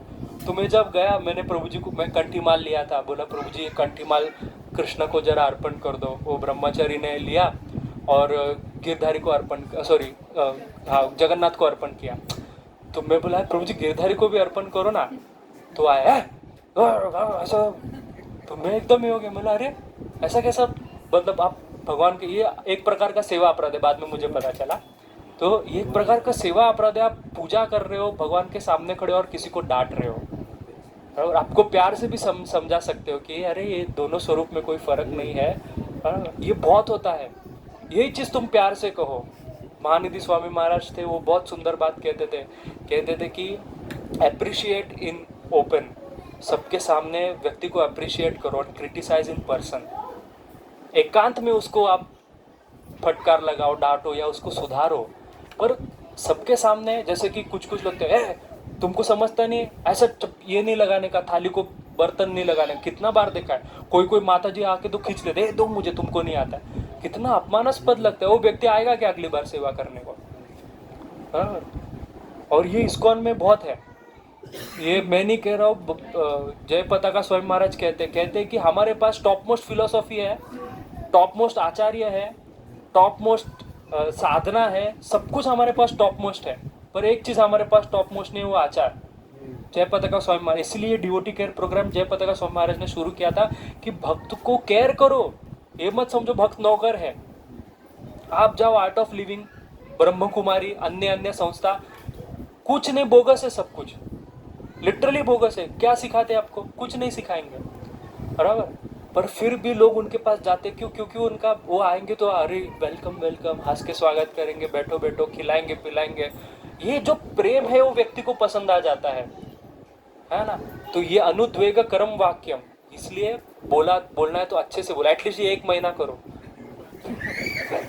सत्यम प्रियम हितम च, सत्य बोलो, पर सत्य कैसा बोलो कि वो सामने वाले को प्रिय लगना चाहिए। जैसे कि कभी कभी हम जब प्रचार में होते हैं तो कभी कभी हमको कोई पॉइंट बताना होता है, तो हम उसको डायरेक्टली ऐसा बोल दोगे तुम नर्क चले जाओगे। ऐसा नहीं बोलना है, अरे तुमसे ये गलती हो गया प्रभु जी, ऐसा नहीं करना है, प्यार से बोलना है, बराबर। एक कथा आती है, एक राजा था, वो एक आँख से अंधा था, उसका आँख फूट गया था, तो उसको अपना पेंटिंग बनवाना था। तो उसने अलग अलग राज्य से आर्टिस्ट बुलाए। तो उन्होंने कहा, राजा ने कहा कि मेरा पेंटिंग बनाओ, और इतना सुंदर पेंटिंग होना चाहिए कि वो मुझे बहुत पसंद आना चाहिए, जो बनाएगा सबसे बेस्ट उसको मैं मेरा राज्य का एक भाग दे दूंगा। तो सब लोग ने पेंटिंग बनाना शुरू किया। तो 3 बहुत बेस्ट आर्टिस्ट थे। तो सबसे पहला आर्टिस्ट ने पेंटिंग बनाया राजा का, सब घने बाल एकदम जबरदस्त, ऐसा हाथ में धनुष बाण लेके, सुंदर आंखें, कोमल क्या कमला नयन आंखें, ऐसा सब बनाया। तो राजा ने जब पेंटिंग देखा तो बोला कि ये बहुत सुंदर पेंटिंग है, पर सत्य नहीं है, क्योंकि मेरा एक आँख फूटा हुआ है, तो ये सत्य नहीं है, असत्य पेंटिंग है। तो इसलिए अच्छा है पर मुझे पसंद नहीं है, क्योंकि झूठ बात दिखा रहा है इसमें। दूसरे ने हुबहू राजा का शक्ल बनाया, जैसा राजा दिखता है, एक आँख फूटा हुआ और राजा का बैठा हुआ ऐसा। तो कहा कि ये भी अच्छा पेंटिंग है, पर इसमें मैं भद्दा लग रहा हूँ, गंदा लग रहा हूँ, क्योंकि तुमने मेरा रियलिटी इसमें दिखा दिया कि मेरा आँख फूटा हुआ है, तो इसलिए मुझे ये पसंद नहीं आया। तीसरा जो आर्टिस्ट का पेंटिंग है वो राजा को बहुत पसंद आया, क्योंकि उसने इतना दिमाग से वो पेंटिंग बनाया था कि उसने एक आँख बंद करके राजा शिकार खेल रहा है ऐसा दिखा दिया।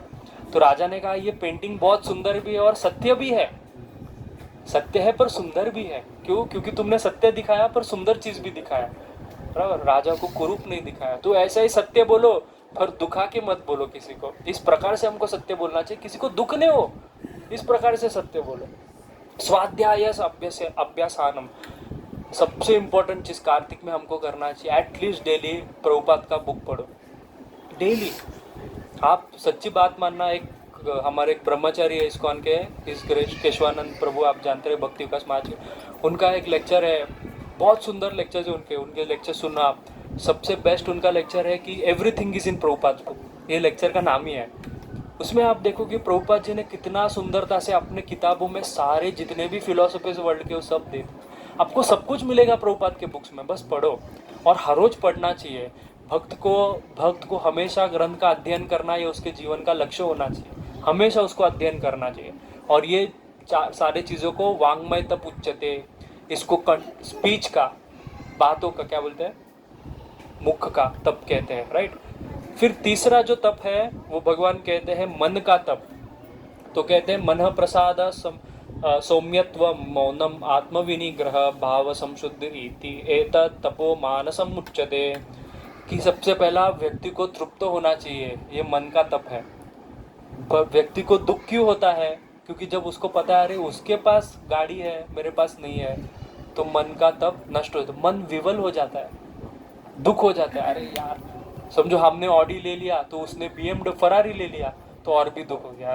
अरे तेरे पास ऑडी है ना भाई, क्यों दुख करता है? नहीं वो फरारी बहुत ज़्यादा अच्छा लग रहा है। तो इस प्रकार का जो दुख है, सेटिस्फाइड रहना चाहिए। वास्तव में कहते हैं कि अगर व्यक्ति के जीवन में अगर दुख है तो एक ही कारण की वजह से, क्योंकि वो सेटिस्फाइड नहीं है, वो तृप्त नहीं है, इसके लिए। फिर सिंप्लिसिटी, वापस भगवान सिंप्लिसिटी पे बहुत जोर देते। क्यों पता है आपको? भगवान बार बार सेकेंड टाइम सिंप्लिसिटी बोल रहे हैं, आप देखना आगे भी कहेंगे 13वें अध्याय में जब ज्ञान का बातें करते, ज्ञान का लक्षण क्यों भगवान बोलते इतना?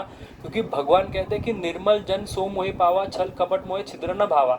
मुझे निर्मल मन वाले व्यक्ति बहुत पसंद आते हैं, जिनका मन निर्मल है ना, वो जैसे बच्चे होते हैं। देखो बच्चा बहुत सिंपल हार्टेड होता है, इसलिए वैष्णव का लक्षण ही बोला जाता है वैष्णव इज चाइल्ड लाइक सिंपल। वैष्णव बच्चे की तरह सादा है। आप बच्चे के मन में देखना, उसके मन में कोई छल कपट रहेगा, अभी बच्चा, अभी बड़ा होके आ जाएगा, अभी नहीं है, अभी छोटा है, तो एकदम वो निर्मल है। तो भगवान को ऐसा निर्मल मन बहुत पसंद है। कहते हैं कि निर्मल मन सो मोहि भावा, ऐसा मन मुझे बहुत पसंद आता है। इसलिए भगवान बार बार इस चीज़ पे जोर देते कि सिंप्लिसिटी। फिर कहते हैं कि ग्रेविटी, भगवान भक्त को गंभीर होना चाहिए। भक्त को गंभीर मतलब ऐसा नहीं कि ऐसा ही बैठा है, ऐसा नहीं, हंसता भी है भक्त, आनंदित भी रहता है। नहीं तो कुछ लोग दिखाते हैं कि जैसे कि वो Prabhu ji doesn't talk, he is very grave. Prabhupada भी ग्रेव थे, प्रभुपाद भी हंसी मजाक करते थे, क्या नहीं? प्रभुपाद का हंसी मजाक तो बहुत जबरदस्त था। तो ग्रेव होना अलग बात है, और क्या बोलते हैं, लेड मतलब एकदम क्या बोलेंगे उसको, हाँ ढीला रहना अलग बात है। और ग्रेव होना चाहिए, किसमें ग्रेव होना चाहिए? हमारे भजन में ग्रेव होना चाहिए। आपका जो गंभीरता आपके भजन में रहना चाहिए। आपका भजन गंभीर हो, मतलब जब आप जप कर रहे हो तो मुझे कोई परेशान ना करे, जब मैं जप कर रहा हूँ तो कोई मैं फ़ोन नहीं उठाऊँ, जब मैं जप कर रहा हूँ तब मेरा ध्यान किधर, इसको गंभीर कहेंगे। ऐसा नहीं कि जब कोई व्यक्ति हाँ हरे कृष्ण कृष्ण कृष्ण हरे, ऐसा नहीं। अरे तब तुम्हारे पास कोई आते उसको अटेंड करो। आज भी बड़े बड़े बाबा जी, वो विनोद बिहारी दास बाबा जी, आज भी वो लोगों को मिलते हैं, उनसे बड़ा भजन कौन करता है वृंदावन में? तो ऐसा मत दिखाओ, गंभीर हो तो भजन में गंभीर हो। फिर सेल्फ कंट्रोल, आत्मविनिग्रह, अपने इंद्रियों पे हमको कंट्रोल होना चाहिए, 4 नियम का पालन करना चाहिए। फिर प्यूरिफिकेशन ऑफ वंस एग्जिस्टेंस, खुद के जो क्या कहते हैं एग्जिस्टेंस को, क्या कहेंगे, अस्तित्व। मतलब आप जो भी कार्य करते हो सब कार्य शुद्ध होने चाहिए, मन से, वाचा से और शरीर से भी, बराबर। तो शरीर से हम शुद्ध कैसे होते हैं? स्नान करके। अच्छा, स्नान में भी विधिवत स्नान और पशुवत स्नान बोला गया है ना? पता है ना पशु स्नान कैसा करता है? गाय बैल भैंस सब देखा है कैसा जाते हैं, बैठ के आ जाते हैं। तो वैसा स्नान नहीं करना है, पशुवत स्नान है। स्नान करते हो मंत्र बोलना चाहिए, गंगे चे यमुने चे वो गोदावरी सरस्वती नर्मदा सिंधु कावरी जलस्मिन सन्निधिं करो, हरे कृष्ण मंत्र जप करना चाहिए। भगवान विष्णु का श्री विष्णु वो आते हैं, भगवान के 12 नाम आते हैं, वो नाम कुछ भी मंत्र जो आपके आते हैं वो बोल के हमको स्नान, इसको कहते हैं मंत्रवत स्नान। और इसी से ही व्यक्ति को अर्चन का ये पहला स्टेप है। पूजा करने के लिए मैंने सिखाया था, याद रहेगा जिसको, पूजा करने के लिए स्नान, आपका पूजा भगवान का कल का पूजा आपका सोने से स्टार्ट होता है। सोने से मतलब जो आप सोते हैं मन में रख के तभी से आपका पूजा शुरू हो जाता है। तो ये है, इस प्रकार से हमको हमारा एग्जिस्टेंस को प्यूरिफाइड रखना है। तो इस 3 प्रकार का तप के बारे में भगवान बोलते हैं। कार्तिक में 5 चीज़ें करने का बहुत महत्व है। 5 अंग बताए गए कार्तिक में। 5 अंग क्या है? सबसे पहला अंग है प्रातः स्नान, सुबह उठ के स्नान करना, ये सबसे जरूरी है। स्नान कब करना? 12 बजे नहीं, हाँ दोपहर के 12 बजे, रात के चलेगा। प्रातः स्नान मतलब ब्रह्म मुहूर्त में स्नान करना, ब्रह्म मुहूर्त में उठ के जप करना। क्यों? क्योंकि ब्रह्म मुहूर्त मतलब वो मुहूर्त जो ब्रह्म का मुहूर्त है, बराबर। एक होता है गोधूली मुहूर्त, एक होता है ब्रह्म मुहूर्त, एक होता है विजय मुहूर्त, ऐसा अलग अलग मुहूर्त बताया गया हमारे शास्त्र में। तो ब्रह्म मुहूर्त वो होता है जो मुहूर्त में ब्रह्म का वास होता है, मतलब ब्रह्म हमेशा रहता है, पर उस समय ब्रह्म का ज़्यादा एग्जिस्टेंस रहता है पृथ्वी पे। और तभी हमको जाग के जब हम जप आदि कार्य करेंगे तो उसमें हमको, आप देखना, स्वाभाविक आनंद आएगा। सुबह उठ के कभी किसने जप किया है? तो आपने देखा रहेगा कितना आनंद आता है, बराबर ना? बाद में का जप हरि बोल हरि बोल हरि बोल, उसमें कृष्णा किधर है, हरे किधर है और राम किधर है, कोई पता नहीं है। भगवान को भी ढूंढना पड़ता है क्या बोल रहा है ना, ऐसा। तो इसलिए ब्रह्म मुहूर्त में प्रातः स्नान, इस हमारे शास्त्र में तो इतना कहा है कि एक व्यक्ति जीवन में कुछ भी ना करे, बस सुबह उठ जाए तो भी वो स्वर्ग चले जाएगा। सच्ची में, बस कुछ ना करे, बस सुबह उठे जल्दी। और सच्ची में हमको सुबह उठने का प्रयास करना चाहिए। और अभी तो हमारा, और अभी मैं बोल रहा हूँ तो थोड़ा प्रैक्टिकल भी रहना जरूरी है। जैसे जो लोग काम करते हैं, पता चले 12-1 बजे आ रहे हैं और मैंने बोला है और आप सुबह उठ रहे हैं 4 बजे, और फिर बाद में बोले कि प्रभु जी मेरा तो पूरा दिन व्यर्थ हो गया। तो ऐसा भी नहीं होना चाहिए। जिसका काम ही वैसा वो कुछ नहीं कर सकता है, बराबर। तो उसको भजन पे ज़्यादा जोर लेना पड़ेगा। ठीक है, थोड़ा सा प्रयास करके भजन करना पड़ेगा, पर हो जाएगा, क्योंकि हरि नाम सर्वदा मंगलकारी है। पर अगर आपके पास अपॉर्चुनिटी और आप नहीं कर रहे तो गड़बड़ है, ठीक है। तो सुबह उठना बहुत ज़रूरी है, और ये भाव से उठना बहुत ज़रूरी है कि अरे एक्चुअली हमको क्यों उठना चाहिए पता है आपको? क्योंकि अभी जो राजा होता है उससे पहले उसके सेवक उठ जाते हैं ना, सेवक पानी गर्म करेगा, अरे हमारे भगवान 4 बजे उठते और आप सो रहे है ना। तो हम भक्त कैसे हैं? सोचो, ये हर बात पे, कदम कदम पे हमारे भक्ति की परीक्षा हो रही है। व्यक्ति वृंदावन में भी जाके सोते हैं, आज मंगल आरती नहीं आना है प्रभु जी, पैर दुख रहा है, कल गोवर्धन परिक्रमा किया है, मैं भी उसमें से एक हूँ, वो बड़ा बात नहीं है। इतना हम तमस में भर गए हैं, क्या बोलेंगे, हमको कोई फर्क नहीं पड़ता। श्याम सुंदर उठे, राधा रानी उठे, कोई भी उठे, हमको कोई सवाल, अरे मेरा नींद मेरे लिए बहुत प्रिय है ना। तो और हमारे जो महानिधि स्वामी बहुत सुंदर बात बोलते थे, वो कहते थे कि वास्तव में मंगल आरती में जाके भगवान का दर्शन लेना बहुत अद्भुत दर्शन होता है। वो दर्शन देखो, जो बाद में भगवान श्रृंगार आरती के बाद जो भगवान दर्शन देते हैं वो रहता है पब्लिक दर्शन, सब लोग के लिए दर्शन। और जो पर्सनल भगवान जो दर्शन देते सुबह, दैट इज बेडरूम दर्शन कहते हैं, बराबर ना। बेडरूम में जब उठता है व्यक्ति तो कैसा रहता है? अपना सादा रात का कपड़ा पहना, उसी प्रकार राधा रानी श्याम सुंदर रहते हैं, ललिता विशाखा कृष्ण बलराम कितना सुंदर। बाद में तो पूरा ढक जाते, हमको भगवान का वक्षस्थल से मुंह दिखता है, कुछ भी नहीं दिखेगा बाद में, राइट ना। और वो आप किसी भी भक्त को पूछना, वैष्णव को जिसने सुबह मंगल आरती दर्शन किया रहेगा, ब्रासबेरी लाल का किसी का भी, जो सुबह का दर्शन होता है उससे अद्भुत दर्शन किसी व्यक्ति का, आज भी जब आप आंख बंद करोगे आपको सबसे पहले सुबह का दर्शन आएगा। क्योंकि वो इतना सारा अलंकार में, इतना सारा हार, मेरे भगवान किधर है वो समझ में नहीं आता है ना। तो इसलिए सुबह का मंगला का दर्शन भक्तों के लिए स्पेशली होता है। आप जाके देखना, जितने भी वृंदावन के ठाकुर है सब सुबह इतना अद्भुत दर्शन देते हैं कि आपको देख के ही ऐसा हो जाएगा कि अरे लगेगा भक्ति करूँ, ये हमको प्राप्त करना है ऐसा। तो प्रातः स्नान। दूसरा है हाँ नहीं वो चौथा है वो भी है। तो दूसरा है दीपदान। ये दीपदान का अद्भुत महत्व है हमको। मैंने पिछली बार भी बोला कि गाय का घी ही यूज़ करो, ये बहुत ज़रूरी है। अभी जो गाय घी मिलता है, गोवर्धन, चितड़े, क्या और क्या क्या है, अमूल, हाँ पतंजलि और भी हॉरिबल। तो जितना भी लेते हो एक महीने के लिए, भले आपका थोड़ा 1000 रुपया और एक्स्ट्रा चले, गाय का घी का दीपक जला, वो भी नहीं है तो एटलीस्ट प्योर तिल का तेल भी तिल का, पाम तेल नहीं तो देखा है, ऐसा देखा जाता है घर में भगवान का दिया ना, पाम का तेल लगा दो, ऐसा नहीं करना चाहिए। प्योर तिल का तेल, या एक महीना है तो करना है। अरे भगवान प्राप्त हो जाएंगे इतना सा, सोचो 1000 रुपये में भगवान मिल रहे हैं, और क्या चाहिए व्यक्ति को। 1000 रुपीज में कृष्णा, कितना अद्भुत ऑफर है ना। माता जी को पता रहेगा, जब माता जी 1000 रुपये में इतना, तो माता जी कैसे भाग के चले जाते हैं। तो वैसा है, तो सोचो सिर्फ थोड़ा सा खर्चा है, ठीक है, अच्छी बात है। क्योंकि आज का जो घी है, सच्ची में बताओ, आपके घर में, ये प्रैक्टिकल बात है, आपके घर में आप है ना गाय का दूध लेके आना 1 लीटर, 1 महीना वो गाय का दूध को उबालना, उसमें से जो मलाई निकलती है उसको निकालना, उससे घी बना के देखना। 1 लीटर दूध में 1 महीना मतलब कितना, 30 लीटर से आपने पूरा महीना घी लिया, दूध लिया, उसमें से कितना मलाई निकला, और उस मलाई में से कितना घी निकला, कितना निकला, पाव किलो भी नहीं निकलता हार्डली, बराबर, 200-250 ग्राम।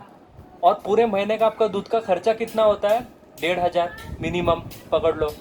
1500 में आपको पाव किलो दूध मिलता है। ये लोग 500 रुपये में आपको कौन सा घी दे रहे हैं। ये सच्ची बात है। हमारे वापी के प्रभु कमलोचन प्रभु, ये बहुत गाय के एकदम फैन है, आपको पता रहेगा। तो वो हमको बता रहे थे कि वापी मंदिर जब बन रहा था, जन्माष्टमी का तभी समय था, तो जन्माष्टमी के प्रभु जी ने एक मैनेजर था डेयरी का, बहुत बड़ा दूध का फैक्ट्री वहाँ पे, उसको बोला कि अरे तुम्हारा डेयरी है, कृष्णा के लिए तुम दूध पनीर ऑफर, मतलब ये दे दो, डोनेशन दे दो। तो उसने कहा प्रभु जी आप मेरे से पैसा ले लो, पर मेरे फैक्ट्री में से दूध दही पनीर कुछ भी मत मांगो। बोला क्यों। बोलते प्रभु जी उधर दूध नाम का एक चीज़ नहीं होता है, इतना मिलावट होता है। और ये पिछली बार आर्टिकल भी आया था, आपने शायद देखा, पता नहीं, टाइम्स ऑफ इंडिया में किसी में, कि भारत में 70-80% ऑफ मिल्क एडल्ट्रेटेड है। 70-80% ऑफ मिल्क। इसलिए प्रयास करो कि अच्छा, आप इधर हैप्पी काउस का मिल्क मिलता है, बहुत अच्छा है, वाड़ा का भी मिल्क मिलता है। तो जहाँ पे ट्रस्टेड, जहाँ पे सच्ची में गाय का दूध आपको मिलता है, वो लेना चाहिए और उसी का सेवन करना चाहिए। वो गाय के ऊपर हम और भी बहुत चर्चा कर सकते हैं, पर अभी नहीं करेंगे, समय नहीं है, ऑलरेडी क्रॉस हो गया प्रभु जी, सॉरी, थोड़ा टाइम हो जाए, ठीक है। तो दीपदान करना है, ये बहुत जरूरी है। तीसरा कार्य हमको करना है भागवत सेवा, भागवतम का पाठ करना है। भगवान को भागवतम अत्यंत प्रिय है। भगवान को कहते हैं कि ये भागवतम कौन है, पुराणाम ब्रह्म संहिताम, ये साक्षात कृष्ण है, साक्षात कृष्ण ये वही, ये भागवतम और कोई नहीं, साक्षात भगवान है। कहते हैं पुराणेशु तो सर्वेशु श्रीमद् भागवतम परम, सारे जितने भी ग्रंथ है ना, इसमें भागवत ग्रंथ सबसे उत्तम ग्रंथ है, सबसे परम ग्रंथ है। और हर व्यक्ति, मैं तो कहता हर सनातन धर्मी व्यक्ति के घर में भागवत होना चाहिए, हर व्यक्ति के घर में। ज़्यादा महंगा नहीं है, सिर्फ 4-5 हज़ार का आता है, और वो लेके आपको घर में हर रोज पढ़ना चाहिए। और कहा है कि शास्त्र में कि अर्थोयम ब्रह्म सूत्राणाम वेदांत ही सारम, ये सारे वेदों का सार है, व्यास जी ने स्पेशली हमारे लिए बनाया है। ये भागवतम है, कलयुग के जीवों के लिए स्पेशली लिखा है, और ये सारे पुराणों में सर्वश्रेष्ठ पुराण है। और इसको पढ़ने से आपको साक्षात कृष्ण प्रेम की प्राप्ति होगी। ये भागवतम देता है कि एक एक अक्षर प्रेम अक्षर वर्षयाए थे, एक एक अक्षर में भागवतम के प्रेम है, जो आप कृष्ण के प्रति चाहते हैं, एक एक अक्षर में भगवान भागवतम में प्रेम है। जब कृष्ण अपने धाम चले गए तो उद्धव ने पूछा, अरे आप धाम चले गए तो अभी हम कलयुग के जीवों का क्या होगा। तो कृष्ण के तो सुखदेव गोस्वामी कहते हैं, कृष्ण स्वधाम उपगते धर्म ज्ञान भी सह, धर्मों को भी लेके गए, ज्ञान को भी लेके गए कृष्ण अपने साथ। तो अभी क्या होगा कलयुग में। तो कृष्ण ने कहा चिंता मत करो, कलो नास्ति दृश्यम ऐसा पुराणों को अरुधंत, मैं पुराण में प्रवेश कर, मैं इस भागवत में प्रवेश कर चुका हूँ, और मैं भागवत ही हूँ, भागवत को गले लगाना मतलब कृष्णा को गले लगाना, भागवत को छूना मतलब साक्षात कृष्णा को छूना। जो भागवत में 12 स्कंद का वर्णन किया है, तो पहले जो 2 स्कंद है वो भगवान के चरण कमल है, बाद में तीसरे और चौथे जो स्कंद है पद्म पुराण में कहा है भगवान के जांघा है, 5वां जो स्कंद है वो भगवान की नाभि है, 6ठा जो स्कंद है वो भगवान के हाथ है, 9वां जो स्कंद है वो भगवान का जो गला है, और 10वां जो स्कंद है वो भगवान का सुंदर मुख है, और जो 11वां स्कंद है वो भगवान का कपाल है, और 12वां स्कंद भगवान का सिर है। तो ये सारे स्कंद 12 स्कंद भागवतम मतलब 12 पाठ भागवतम के भगवान का साक्षात शरीर है। इसलिए हमको भागवतम को पढ़ना जरूरी है, साक्षात कृष्ण है। और आप देखना, अगर भागवतम नहीं पढ़ सकते, कठिन लगता है संस्कृत, तो हमारे प्रभुपाद ने बहुत कृपा किया है। प्रभुपाद को पता है बहुत आलसी लोग मेरे मूवमेंट में आएंगे, ये कुछ काम नहीं करेंगे, तो इनके लिए सबसे सीधा सरल उपाय कृष्णा बुक। कल मंदिर में जाके आप ले सकते हो कृष्णा बुक, छोटा सा कृष्णा बुक है। ये कृष्णा बुक का बहुत भारी महिमा बताया जाते। प्रभुपाद खुद बोलते थे, प्रभुपाद एक बार कृष्णा बुक पढ़ रहे थे, मैं पास टाइम सुन रहा था, प्रभुपाद कृष्णा बुक पढ़ रहे थे, और कोई तो एक प्रभुपाद का शिष्य अंदर आ जाते हैं, तो प्रभुपाद को देखते प्रभुपाद पढ़ रहे, अपना ही बुक कोई पढ़ता है क्या? बराबर ना, मैंने अगर किताब लिखा तो मैं मेरा किताब पढ़ूंगा बैठ के, पागल बोलेंगे लोग, बोले कितना सेल्फ ऑब्सेस्ड है, बराबर ना, मतलब खुद से कितना प्रेम करता है। देखो मैंने क्या लिखा है। तो प्रभुपाद को पूछा, Prabhupada why are you reading your own book, आप खुद का किताब क्यों पढ़ रहे हो? तो प्रभुपाद ने कहा ये बुक मैंने नहीं लिखा है, ये खुद कृष्णा ने मुझे बोला है, क्योंकि ये वास्तविक बात है। आज के ज़माने में आप एक बुक लिखने जाओ, गौरांग प्रभु कह रहे थे कि एक जो गौरांग दास प्रभु है गोवर्धनी को विलेज के, वो ट्रांसलेशंस कर रहे हैं भागवतम पे। टोटल 19 कमेंट्रीज है, मतलब famous commentaries, 19 commentaries on Bhagavatam, famous आचार्यों के, वो लोग ट्रांसलेट कर रहे हैं, और अभी तक वो पहला स्कंद भी कंप्लीट नहीं कर पाए। हाँ, फर्स्ट श्लोक भी अभी तक उनका कंप्लीट नहीं हो पाया है। पर प्रभुपाद जी ने अपने 10 वर्ष के आयु में क्या क्या किया, मतलब इस्कॉन का जो उनका समय था, उन्होंने भागवतम को ट्रांसलेट किया 10वें स्कंद तक, उन्होंने चैतन्य चरितामृत के श्लोकों को ट्रांसलेट करके परपट दिया, उन्होंने भगवत गीता पे कमेंट्री लिखी, उन्होंने ईशोपनिषद, भक्ति Rasamrita Sindhu, nectar of instruction, उन्होंने इतने सारे स्मॉल बुक्स लिखे। सोचो इतने सारे ग्रंथ कोई भी व्यक्ति, इस बड़े बड़े स्कॉलर्स कहते हैं 10 साल में लिख ही नहीं सकता है, और भागवतम तो पॉसिबल ही नहीं है। आज भी हमारे हमारे आज संप्रदाय के आचार्य अच्युतलाल भट्ट गोस्वामी जी, वो अभी भागवतम के हिंदी 10वें स्कंद ही उन्होंने लिया और हिंदी का टीका अनुवाद कर रहे हैं। इतना साल से उनका अनुवाद चल रहा है, अभी वो 10वें स्कंद के रुक्मिणी मंगल चैप्टर तक पहुंचे हैं। इतना कठिन है, और प्रभुपाद ने वो इतना आसानी से दे दिया है, इतना एफर्ट हमारे लिए लिया, और साक्षात कृष्ण ने दिया है उनको। एक कृष्ण खुद कहते हैं और प्रभुपाद लिखते थे। तो प्रभुपाद पढ़ते पढ़ते बोले कि ये जो कृष्ण बुक में पढ़ रहा हूँ, बोलते हैं कि इसका व्यक्ति एक पेज भी पढ़ लेगा ना, वो कृष्ण से प्रेम करने लगेगा, वो कृष्ण कॉन्शियस हो जाएगा, कृष्ण का भक्त बन जाएगा। वो व्यक्ति बहुत खुश हो गया। प्रभुपाद बोले नहीं, wait, not even just 1 page, 1 paragraph. तो बोले फिर नॉट इवन 1 पैराग्राफ, 1 लाइन, एक लाइन भी कोई कृष्ण बुक का पढ़ ले, वो भगवान का भक्त बन जाए। इतना शक्तिशाली वो बुक है। तो आपको भागवतम पढ़ने नहीं होता, आप कृष्ण बुक पढ़ सकते हैं। फिर उसके बाद चौथा जो अंग है वो है तुलसी पूजन। ये बहुत जरूरी है। जो व्यक्ति वैष्णव है उसके घर में तुलसी होना जरूरी है। जब रावण की लंका में जब हनुमान जी गए थे, तो उनको कैसा पता चला विभीषण वहाँ पे रह रहे हैं और राम के भक्त है? क्योंकि जो वाल्मीकि रामायण में आते, विभीषण का घर था, उसके बाहर तुलसी वृंदावन था। तो तुलसी वृंदावन को देख के समझा रहे वैष्णव का घर है। और ये तुलसी महारानी का अद्भुत महिमा है, बराबर। आप देखना, ये तुलसी महारानी भगवान की हरि प्रिया है। भगवान की 4 प्रिया बताई गई है। एक है गौ, एक है तुलसी, एक है राधा रानी, और चौथा कौन है?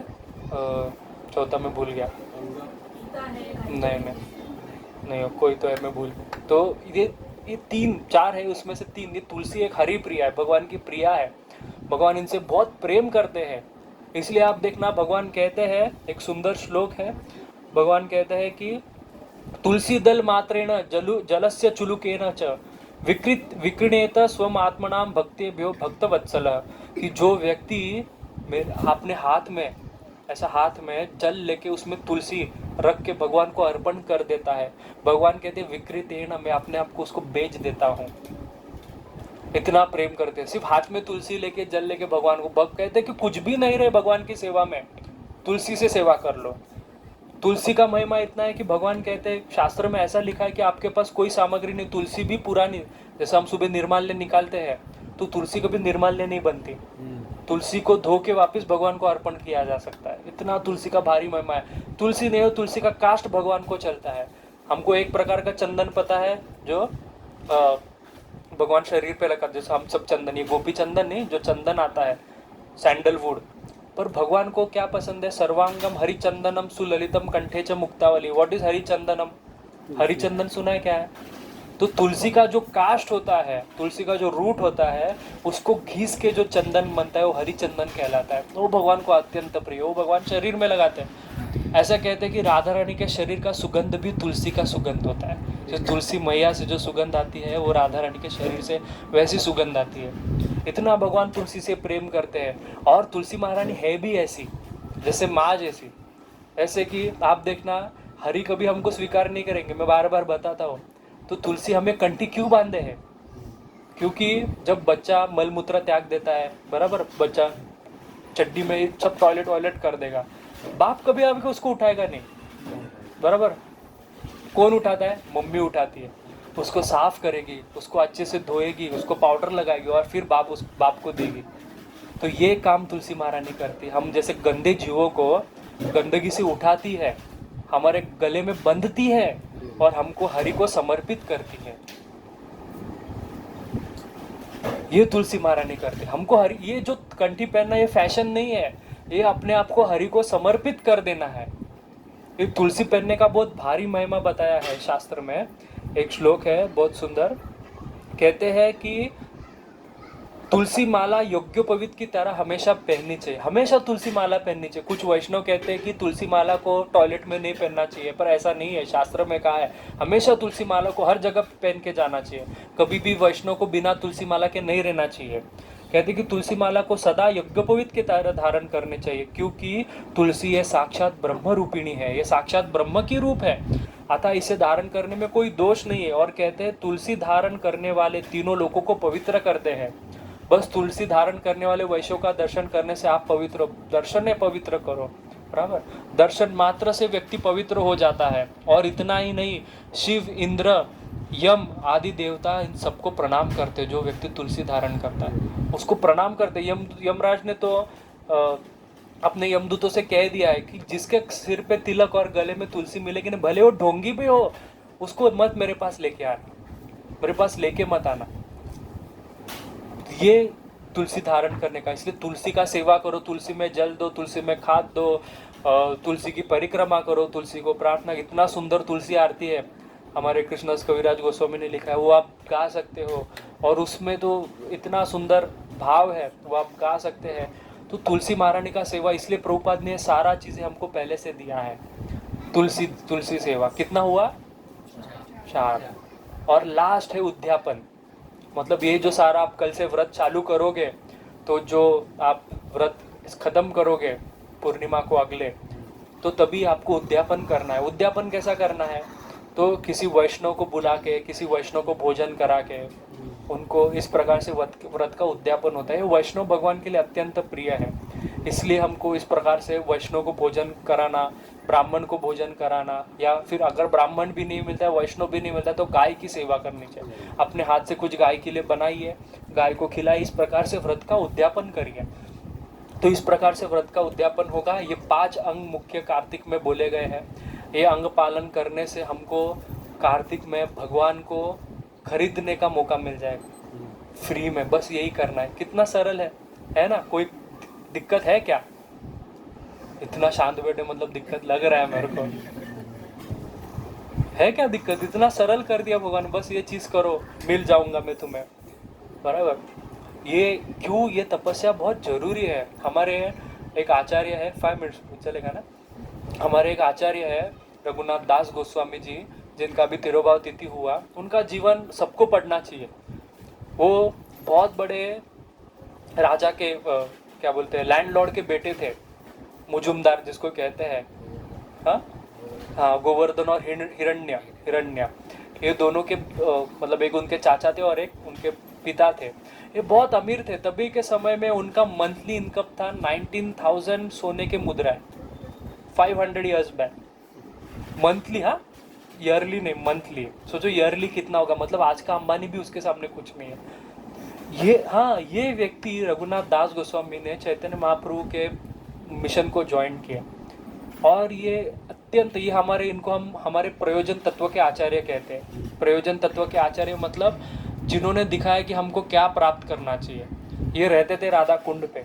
तो जब ये पहली बार, मैंने पिछली बार आपको होमवर्क दिया था, याद है क्या? मुझे एक ही मिला। क्या? गुरुजी के हाँ हाँ के हाँ, 6 बोले थे। 9 बोले थे। 9 9 मुझे एक ही मिला। 9 रघुनाथ दास, हाँ हाँ यदुनंदन। हाँ, यदुनंदन आचार्य, वेरी गुड। एक गुरु मिला, अभी 8 बाकी है। गूगल में एक ही है। सब चीज गूगल पे नहीं मिलता है। आज, एक और है नित्यानंद। हाँ, नित्यानंद प्रभु है। 2 मिल गए माता जी को। ऐसे माता जी एक एक करके ढूंढ लेगी। तो सब लोग होमवर्क करो, थोड़ा सा पठन करो, थोड़ा सा सेवा करो, अच्छा बात है। तो रघुनाथ दास गोस्वामी जब पुरी में आए तो पहले तो महाप्रभु ने उनको आज्ञा नहीं दी कि तुम आओ करके। महाप्रभु ने कहा तुम घर पे रह के ही सेवा करो। तो इनका बहुत मन था, ये छोड़ छाड़ के सब कुछ महाप्रभु को मिलने चले जाते थे। महाप्रभु कहते थे कि नहीं नहीं, अभी नहीं, समय नहीं आएगा, जब समय आएगा तभी तुम आना। हाँ, वापस भेज देते थे। तो इनके मम्मी डैडी बहुत टेंशन में आ गए, जैसे आजकल के मम्मी डैडी आ जाते हैं जब भक्त बन जाता है, ये कहीं मंदिर ज्वाइन ना कर ले, बराबर। तो उनके मम्मी डैडी ने सोचा इसका शादी करवा लेते, और उनकी बीवी को कहते हैं कि आज ऐसा इतिहास में वर्णन है, त्रिभुवन सुंदरी, त्रिभुवन में सुंदरी थी उनकी बीवी, और उनको एक पैसे का उससे आकर्षण नहीं था। तो ये देख के उनको पिता कहता है कि जिस व्यक्ति को इतनी सुंदर पत्नी से आकर्षण नहीं हो और किस चीज़ से बंधेगा, इसको छोड़ देते, कुछ फायदा नहीं इसको रखे। तो भाग के आ जाते महाप्रभु के पास। तो जब आते हैं तो उनके पिताजी को बुरा लगता है, अरे मेरा बेटा, सोचो अंबानी का बेटा ऐसा भिक्षा मांगने लगेगा, मतलब बाबा जी बन जाएगा, उसको बुरा लगेगा ना। तो सोचा कि ठीक है, तुम जा रहे हो पूरी, तो साथ में थोड़ा नौकर ले लो, थोड़ा सा पैसा रख लो, हाँ, और तुम रह लो जैसा तुमको रहना है। पर ये इतना हमारा, उन्होंने ले लिया, पर नौकरों को वापस भेज दिया, पर थोड़ा पैसा अपने पास रख लिया, सुवर्ण मुद्रा है। सोचा कि इस पैसे से महाप्रभु का सेवा किया करूँगा, साल में मतलब महीने में एक बार महाप्रभु को भोजन को बुलाया करूँगा। तो ये क्रम चलता था। महाप्रभु को निवेदन देते थे, महाप्रभु आप आना, आज मैं आपके लिए भोजन देखो, अच्छा अच्छा भोजन बनाते थे। महाप्रभु आके खा के चले जाते थे। कुछ समय बाद रघुनाथ दास गोस्वामी के मन में विचार आया कि यार ये पैसा तो मेरे बाप ने गोलमाल करके कमाया है, क्योंकि उसके डैडी क्या करते थे, गाँव वालों से टैक्स कलेक्ट करते थे और राजा को देने थे उसको कुछ 15,000 मुद्राएं, पर राजा को देते थे 12, कहते थे इतना ही आता है, ऐसा करके पैसा जमा करते थे। तो ये सोचा गलत तरीके से पैसा कमाया। और मैं, ये कैसा है कि कोई व्यक्ति अगर किसी के पाप से लिया हुआ अन्न खाता है, खरीदा हुआ अन्न खाता है, उसको भी पाप लगता है। इसलिए भीष्म पितामह जब कहते हैं कि मैं कौरव के बाजू में क्यों, क्योंकि मैंने उनका अन्न खाया है, इसलिए किसी का अन्न खाने से पहले इतना विचार करना पड़ता है। आज क्या किधर भी खा लो, वड़ा पाव वाले से खा लो, वो क्या नहाता है नहीं नहाता है, कितनी बार टॉयलेट जाते, कुछ पता नहीं, पर खा लो, बराबर। तो ये स्थिति का विचार करना पड़ता है सारा। तो उन्होंने सोचा कि मैं महाप्रभु को ऐसा कैसा खिला सकता हूँ, इतना अशुद्ध धन से पाया हुआ अन्न कैसा खिलाऊंगा। उनको बहुत दुख हुआ। तो उन्होंने सोचा कि ये नहीं करना चाहिए, उन्होंने बंद कर दिया। अभी महाप्रभु का यहाँ पे स्वभाव देखो, महाप्रभु के शिष्य थे रघुनाथ दास गोस्वामी, वन ऑफ द गुरु, तीसरा मिल गया, हाँ? तो वन ऑफ द महाप्रभु गुरु थे रघुनाथ दास गोस्वामी, पर फिर भी वो कह नहीं रहे गलत है। कभी कभी बोलना भी नहीं चाहिए कि ये गलत है। वो व्यक्ति को जब समझ में आएगा ना, तब अपने आप सुधार लेगा। ये महाप्रभु का स्वभाव है। कभी कभी करते देना चाहिए गलती, क्योंकि हम बोलेंगे ना वैल्यू नहीं रहता है। तो महाप्रभु को पता, मैं बोलूंगा इसको बुरा लग जाएगा, भाग जाएगा वापस, तो कुछ नहीं बोलते, ठीक है जैसा तुम्हारा। महाप्रभु पतित दूषित अन्न खाते रहते थे पर कुछ नहीं बोले। फिर बाद में अपने आप उनके हृदय में इच्छा हो गई कि अरे नहीं, मुझे ये नहीं करना चाहिए। फिर उन्होंने बुलाना बंद कर दिया। तो स्वरूप दामोदर गोस्वामी को उन्होंने पूछा महाप्रभु ने कि अरे आजकल रघुनाथ खाने को नहीं बुलाता है, क्या हो गया। ये रघुनाथ दास के चौथे गुरु स्वरूप दामोदर गोस्वामी, ठीक है। तो जब रघुनाथ दास गोस्वामी पुरी आए थे, तो महाप्रभु ने इनको रघुनाथ दास गोस्वामी को स्वरूप दामोदर के पास सौंप दिया। स्वरूप दामोदर ललिता सखी के अवतार है, और कहा कि तुम इसका ख्याल रखना, इसके लिए इनको स्वरूपेरा रघुनाथ कहते थे, स्वरूप का रघुनाथ ऐसा कहते थे। तो इन्होंने पूछा स्वरूप दामोदर से, अरे क्या हुआ आजकल ये बुलाता नहीं खाने को? तो ये कहने लगे स्वरूप दामोदर, नहीं अभी वो भिक्षा मांग के खाते हैं। तो भिक्षा मांग के खाते, कहाँ खाते हैं?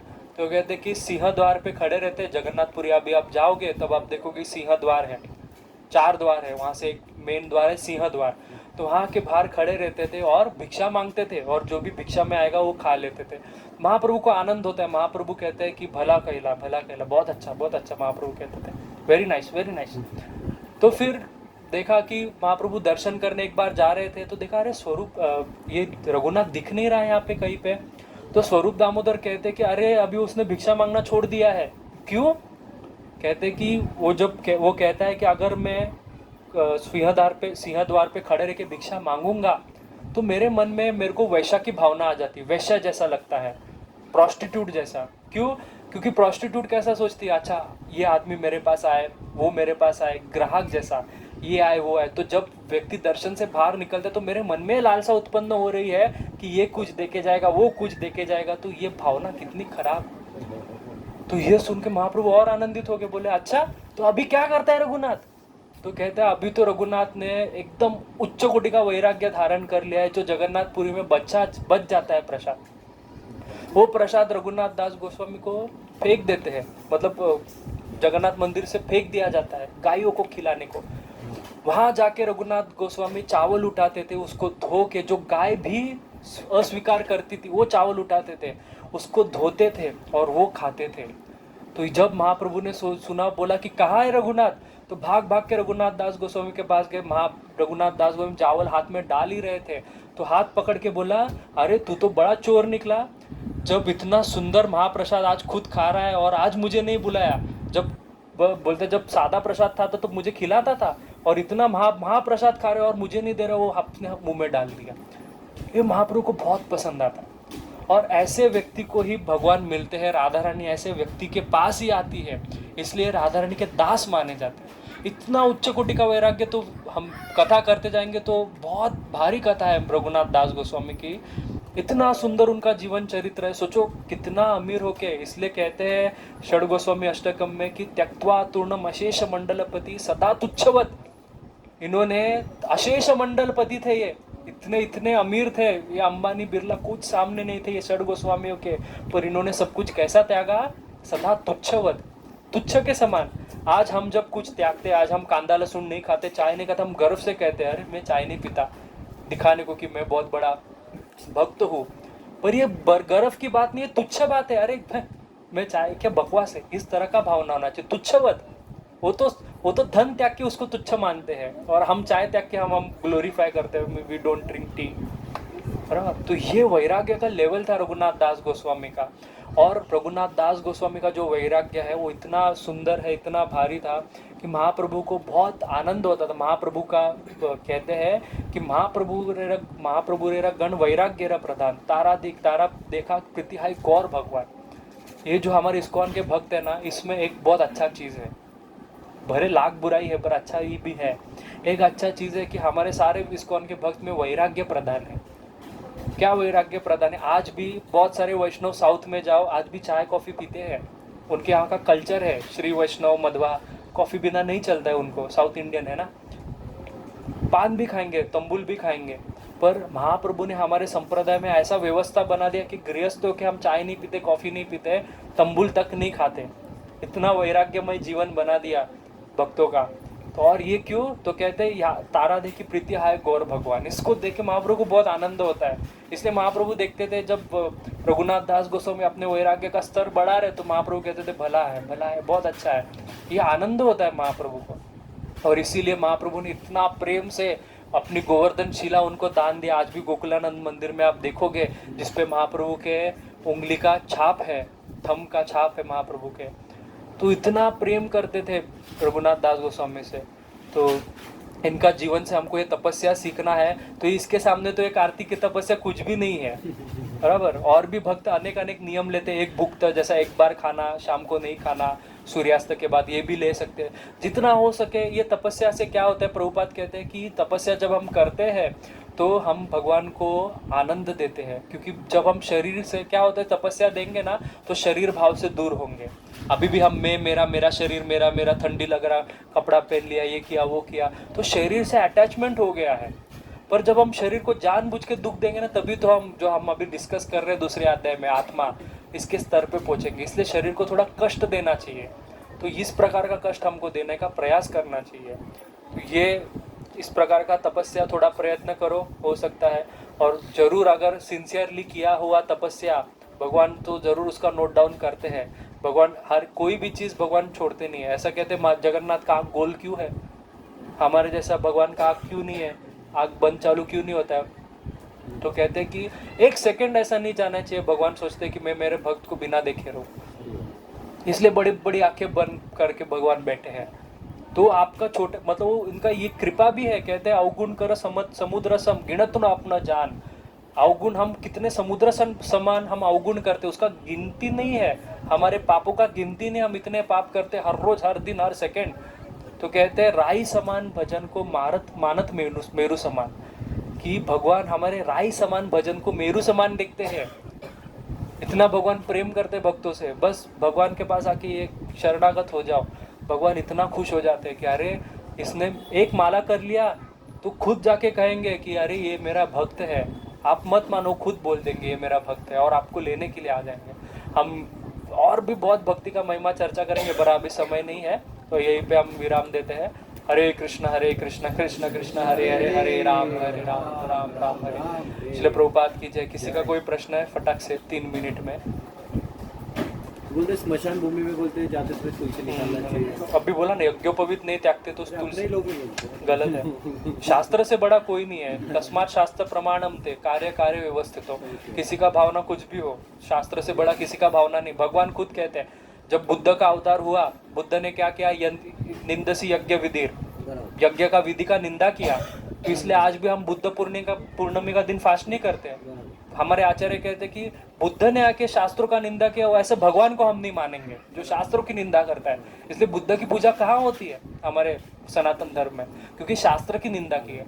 तो कोई भी बड़ा व्यक्ति हो जिसने शास्त्र निंदा किया, उसका कोई रिस्पेक्ट है नहीं, भले भगवान क्यों ना हो। ऐसा है, तो ये सब नहीं है। किसी का कोई प्रश्न और?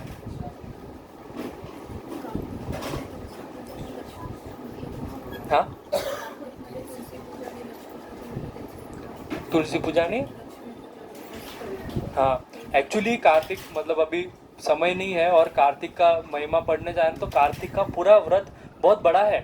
ये तो सिंप्लीफाइड मैंने बताया। कार्तिक का व्रत आता है ना, इसमें दिवाली का जितना भी सन है सब हमको सेलिब्रेट करना है। जैसे आप सबसे पहला देखना ये आता है पहला वसुबारस आता है, गोवत्स द्वादशी, बराबर। उस दिन हमको गोबारस का पूजा करना चाहिए। फिर उसके बाद आता है नरक त्रयोदशी, जिसको कहते हैं यम त्रयोदशी भी कहते हैं। उस दिन हरि भक्ति विलास में लिखा है हर वैष्णव को यम दीप दान करना चाहिए। यम को बाहर दीप रखना चाहिए साउथ में, आटे का इसमें बना के।